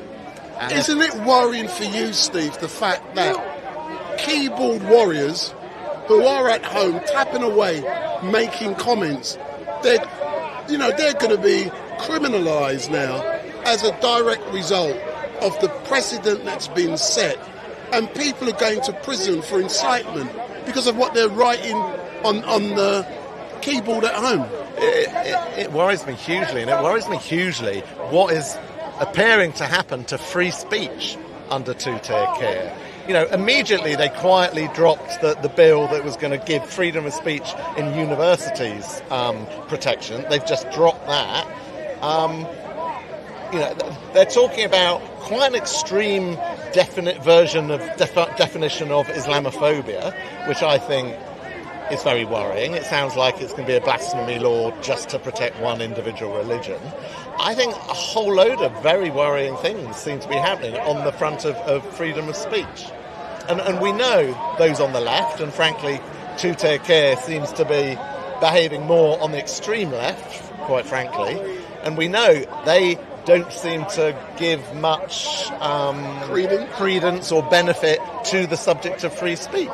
You know, it's their way or the highway, or their way or prison. Now, that's not a society I want to live in. You know, there's been lots of quotes about the number of people that Russia has imprisoned for social media activity, a lot lower than what Britain is now being. Now, I never thought, you know, I despise Putin and his regime. I never thought we'd end up in a situation where Britain is behaving even worse than Putin does when it comes to freedoms and free speech of the people. That's incredibly worrying. And I just think, you know, he's not been in power for 2 months yet. He's got 5 years plus, potentially, to do the this. Conservatives stayed there, it So, wouldn't have continued. A final question, A final question, As a direct result of a stream I did a few weeks ago, a woman has been suspended from work. What happened was that she said something on the stream. I won't identify exactly what it was or who or where or when. She said something on the stream. A complaint was then made to her employer that she's racist. As a direct result of that, she's been suspended and potentially can go through the disciplinary process and potentially can get dismissed. What do you have to say? Because I believe you would have a knowledge of HR. I was a trade unionist. I got knowledge, you've got knowledge. So in regards to employers bringing disciplinary charges for bringing the company into disrepute, what's your views on the potential for people who are out on protest making comments, then someone at work seeing them and then making a complaint that they're racist, especially if they've attended a protest or whatever. It's very worrying, and it's happening more and more and more. I mean, first I would say, if she's in a union, she should try and speak to her union. I don't necessarily have much optimism that her union would support her. I'm led to believe she's not in a union. Right, okay. Well, I mean, you can still join unions. Some unions do allow you to join at the last minute, so to speak. Others don't. You have to be a member. Other advice I would give to her, if she's not already, join the Free Speech Union and seek support from the Free Speech Union, because they... Yeah, it doesn't. I forget what it is, but it doesn't cost a huge amount to join the Free Speech Union, and they've got a team of lawyers who are well versed in helping support and defend people in this sort of situation. So I would strongly urge her to join the Free Speech Union. Because during my time, as you know, what I did previously, I was a manager, and also I was a trade union rep, and I had the opportunity to represent many people, and one of the cases I did involved a gentleman who made disparaging comments on Facebook in regards to the mayor, and technically the mayor is his employer, and technically he got dismissed for bringing the company into disrepute. I mean, that's outrageous. I mean, Imagine when Boris was mayor, if he'd done the same criticising Boris. Do you think the outcome would have been the same then? And that shows you, it's the excuse they give to sack and discipline these people is utter nonsense, because it's all politicised. When I worked in the civil service, staff, including HR staff, openly criticised the conservative government, it was at the time, openly criticised the Brexit movement, openly described Brexiteers as Nazis, and even in the HR department, and that was all fine and all dealt with not dealt with at all. It was just acceptable behaviour. Yet your friend, your example, criticise someone on the left. Oh no, you've broken the rules. You're out on your ear. Bollocks, isn't it? It's disgusting politicisation, and so much of the public sector is politicised now. Whether it's education, whether it's the police, whether it's the civil service, you can criticise the right till the cows come home. But no, step over the line and criticise someone on the left, criticise Sadiq Khan, you're out, and they use the rules against you. Anyway, as normal, Steve, thank you very much. I'm not going to be here next week, and I'm going to let people know why in a minute, but I'll see you in a couple of weeks' time, sir. Take care. Big up. Yeah, for all of you who are watching, I'm just going to let you know what's going to be going on next week. I am normally at Speaker's Corner every single Sunday from 1 till 5 p.m.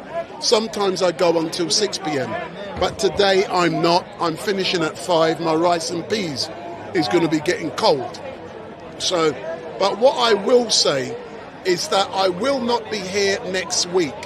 And the reason I won't be here next week is because the Notting Hill Carnival is on, and I will be at the Notting Hill Carnival enjoying myself. So I will be there on Sunday, and I'll also be there on Monday, but specifically on Sunday, I will not be at the I will be at Carnival. Move around a bit, man. Give me some space. No, I'm doing something. You need to learn. Can you not see I'm doing something? Learn to interpret. I've got my own channel. I'm doing my own thing. You do your own thing, and sometimes you always trying to burst in when I'm doing something. Learn to wait. Learn to read. Yeah, there's a time and a place. So if we go back, so I won't be here next week. And I should return the week after for Speaker's Corner, so that will be in 2 weeks' time, and I won't be here on Sunday. But please note that on the 27th of August, which is the on the Tuesday after Carnival, you will see a live stream funeral on StreetMic LiveStream. So on the 27th, I will be doing a funeral, and the client wants it on YouTube. So I will be doing a funeral, and you will see it on YouTube. So under normal circumstances, as you know, I don't have to publicise or promote that side of what I do, but the family wants it on YouTube. So on the 27th of August, and I'll tell you what time it will be starting. So on the 27th of August,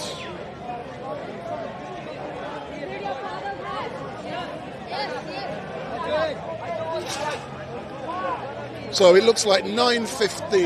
That's not the one. That's the wrong one.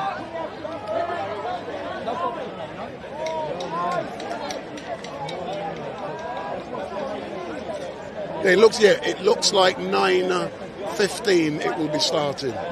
So there will be a live stream funeral I'll be doing. So I'm now going to be taking a quick question from the big nose, but then I'll be engaging with a few people here, and then at 5 o'clock I'm gone. So when I go, you can always watch the Big Nose's channel or other channels, because today I am definitely finishing at 5 p.m. So Big Nose, if you come. Thank you. So 2 things. Yeah, no problem. You know the word you use when you say you come here, you scan around. What's the word? Reconnaissance or something, was it? No. A word I use on a regular occurrence when I arrive at a place early. Yes, that's right. And it's specifically to do with being early. Yes. And it's called reconnaissance. Reconnaissance. Thank you. It's a French word. So I was absent here, ladies and gentlemen, for 3 weeks. Did you do your reconnaissance here to find out who was standing that side? You never noticed that I was around here, you see, for the past 3 weeks, just to prove to who that the Big Nose is the ghost of London. Thank you. And the second one... Hold on, let me answer the point. Yes. Reconnaissance relates to when I arrive at a location early, and I'm more looking for who's who. For example, if I turn, say for instance a protest is due to start at 12 o'clock, I will arrive at that location 8, 9 o'clock to carry out my reconnaissance, and it's looking around, and it's more looking to see who's who. Correct. And it's more like a security thing. Yes. I'm not interested when I come here to look at if Big Nose is here, or if Ali Dar was here, or if Shamsi's here, what I'm saying, or if Bob. But let me finish. Yeah. I am not carrying. You asked about the term reconnaissance. Yes. My reconnaissance is nothing to do with the regular performance. I understood. So if Ali Dawa was there, you would have noticed him, yes? My reconnaissance. Yes or no? Just say yes. Listen. Sir, you spoke. Listen. Had Ali Dawa been there early, yes, you would have recognized him, yes? Yes or no? No, listen. You just said it.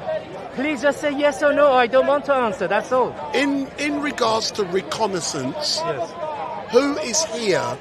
It's different. I understand. That's an army. In regards to their you don't even know who performance. I am. That's the army word. They would use that. Yes, that's for generals, army, and so on forth. Don't go that. Next That's point. for military Next point. intelligence. Next point. Now the second is, first of all, you would have noticed Ali Dawa. Yes, just say yes or no. Had you seen Ali there, or Muhammad, or some Steve, you would have noticed them, yes or no? In regards to me carrying out reconnaissance, it is nothing to do No, regardless, with performance. regardless. If I'm at Speaker's Corner like now, Yes.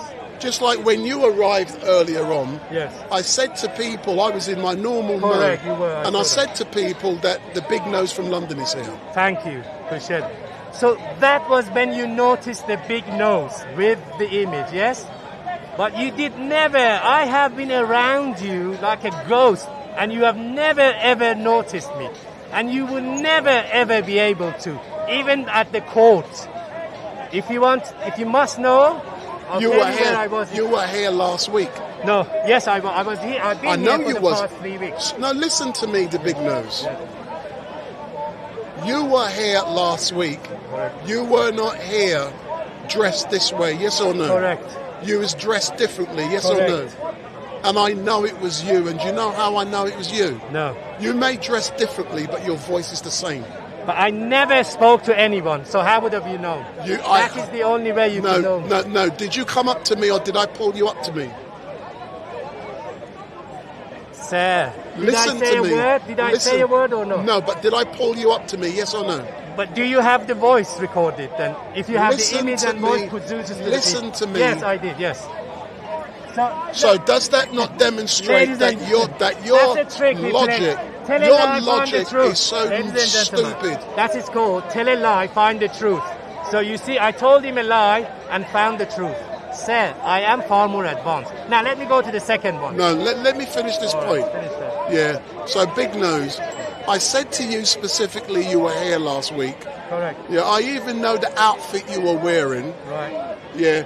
And you know how I can tell? No. Your size, All the right. way you move. Okay. It's your demeanor. Right. It does not matter what you are wearing. You're observant, I give you that. I'm observant because I do my reconnaissance. Now he used reconnaissance for this part, you see?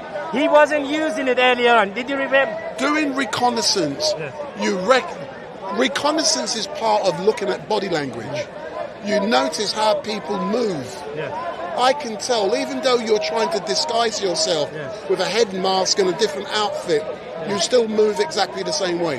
Right. That is because of the class that you have distinguished me from. Thank you.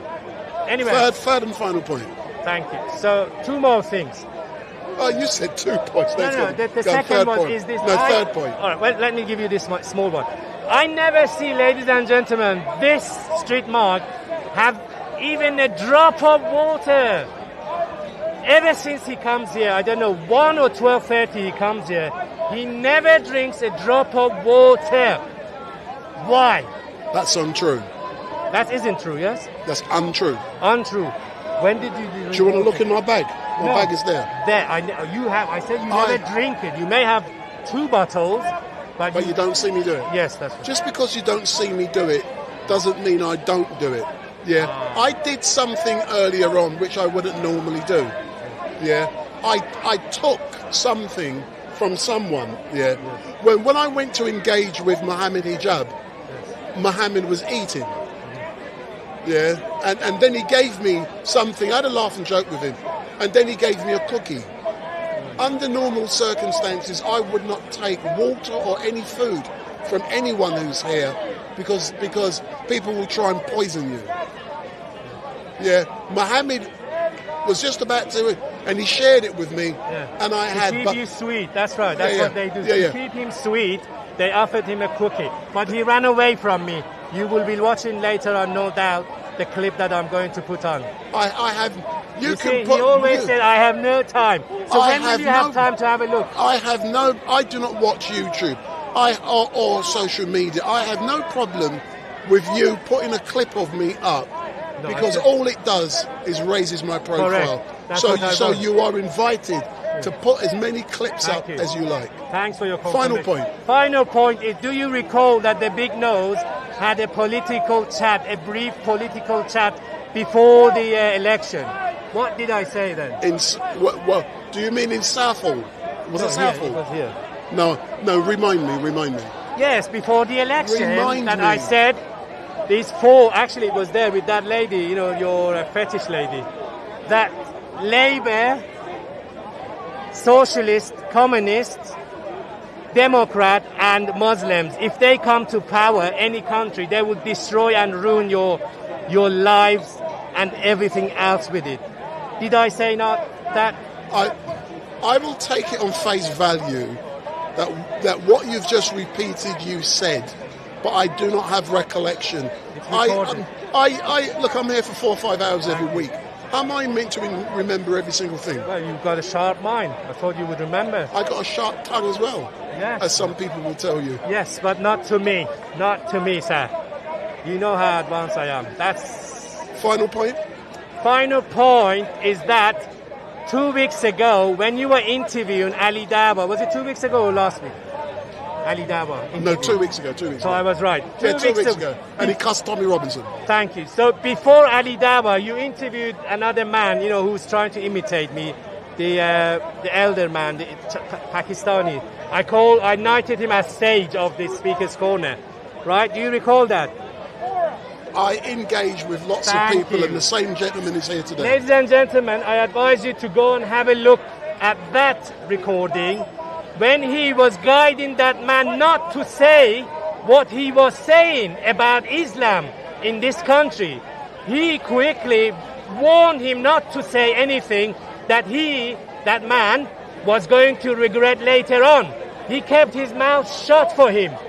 But that man was telling a lot of the truth about Muslims' ideology for the UK. Do you recall that? The incident you're referring to, I recollect. Thank you. No, hold on.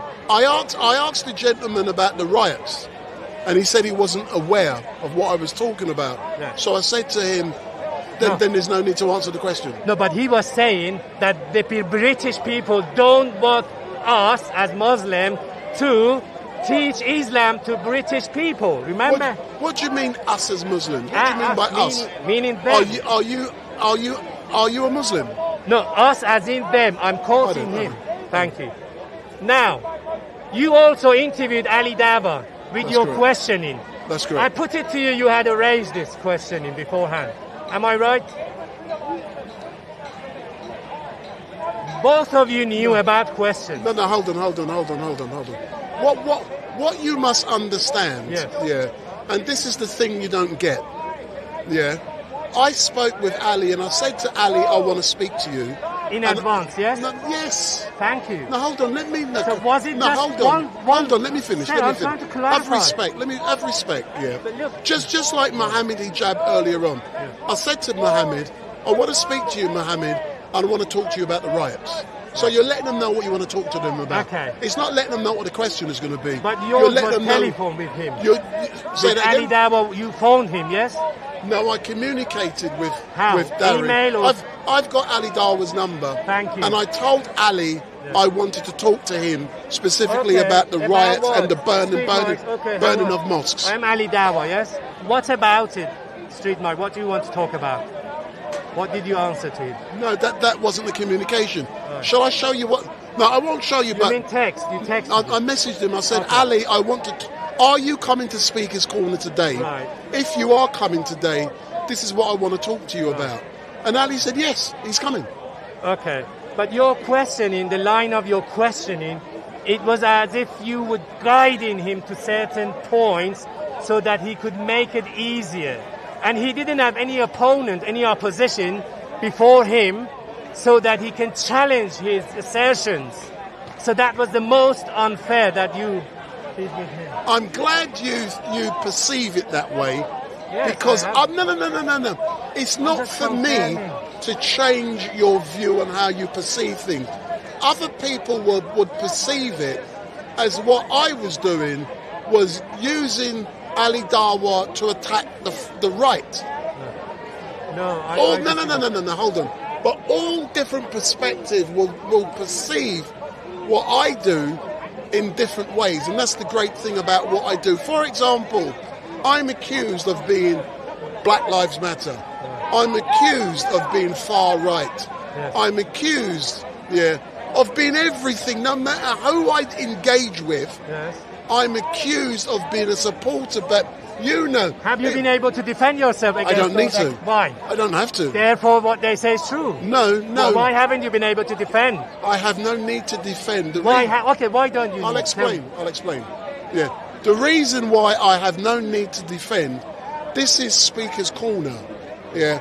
And I believe in freedom of speech. An extreme example is Uncle Omar and the words Uncle Omar uses to call me. Do I try and defend? If Uncle Omar wants to call me those words, I allow him to, because what I believe, and I'll give you my belief, the more you're disrespectful to people, you're actually embarrassing and showing yourself up. Okay, that was Uncle Omar, but you didn't talk about those accusations they put to you. I don't have to. So talk to me about those people, not Uncle Omar. Ladies and gentlemen, you see, he's trying to be clever. Answer me, why don't you answer those people? I know it's a freedom of speech, so is you who can freely answer. Why not? But I'm permitting them, as I feel fit and necessary. When I feel it's relevant to question them, I question them. And when you do the same thing week after week after week, it gets boring. It gets monotonous. So why don't you do it once and forever? It gets and let just me like, clip it for you. just I like will clip it. no. All right, now just is your like hold on. opportunity. Let me finish. see, always. Just like you, Yes. I find you. Yes. You bore me. How? But I engage with you. Okay, in what sense? I In what engage sense with I bore you because I believe, Yes. that you have mental health issues. Okay. Yeah. But let me Name- finish. name- all right, Let me we- finish. we You have need a to split explore that. personality. What? Yeah. Split personality? Split. What's that? And the What's that? important Define it. I don't have to define What it. is split But the personality? important part is Look at when it. I'm here, I engage with you. Yes. And and under normal circumstances, I won't cuss another brother.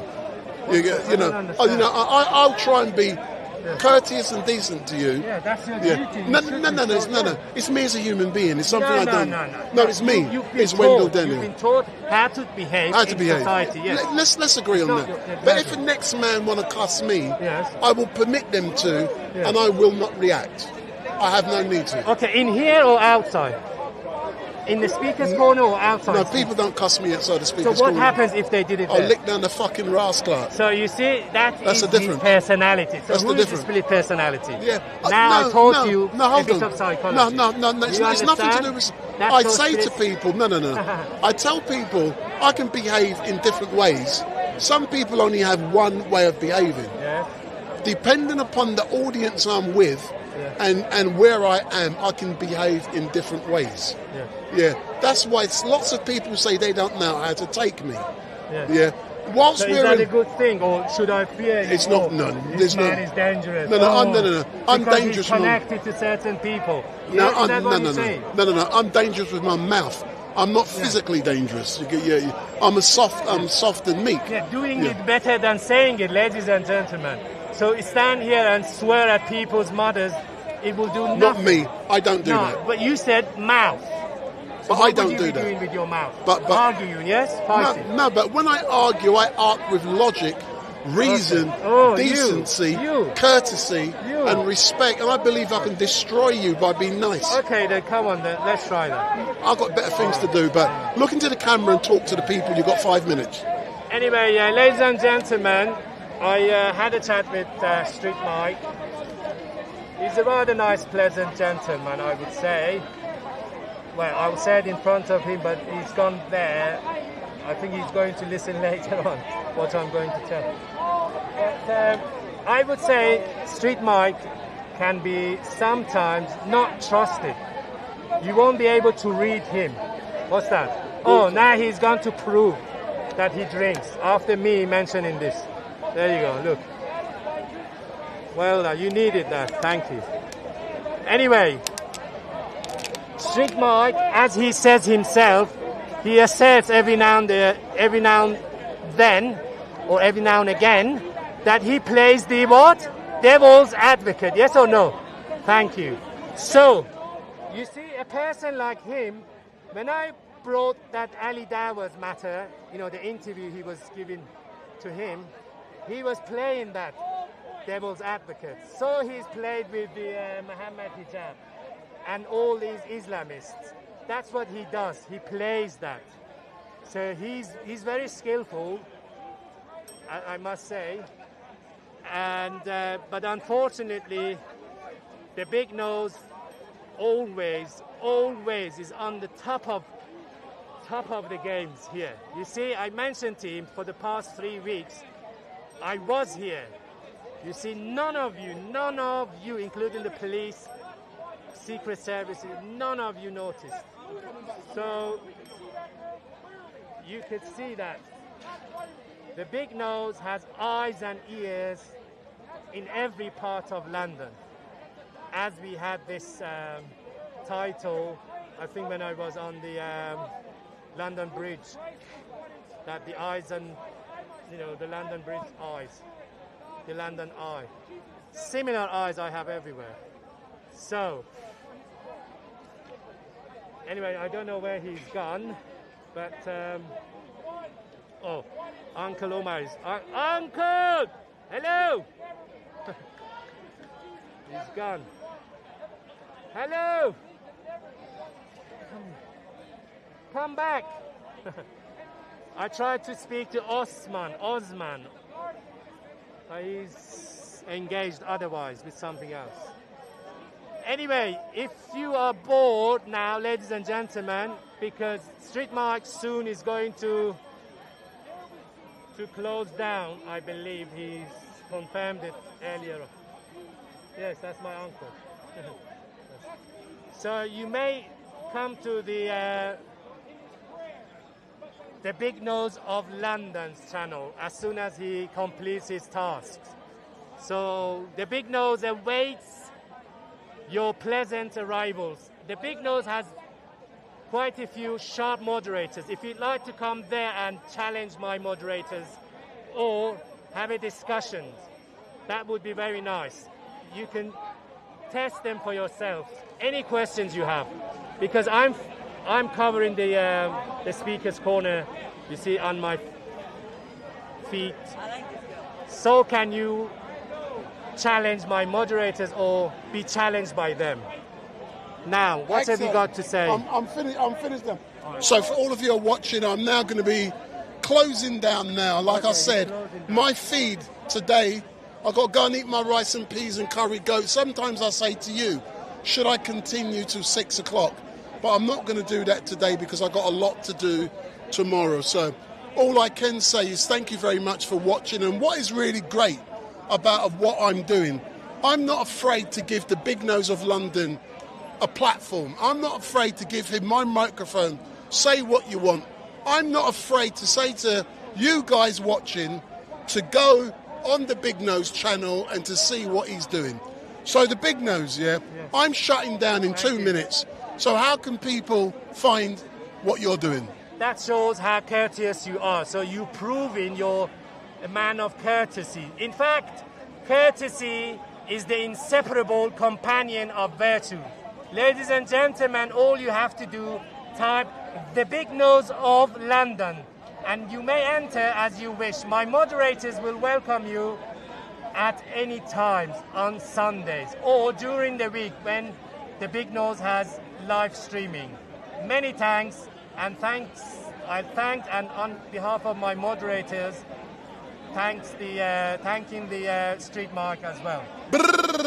So for all of you who are watching, my name is Wendell Daniel and welcome to StreetMic, and we are closing down now.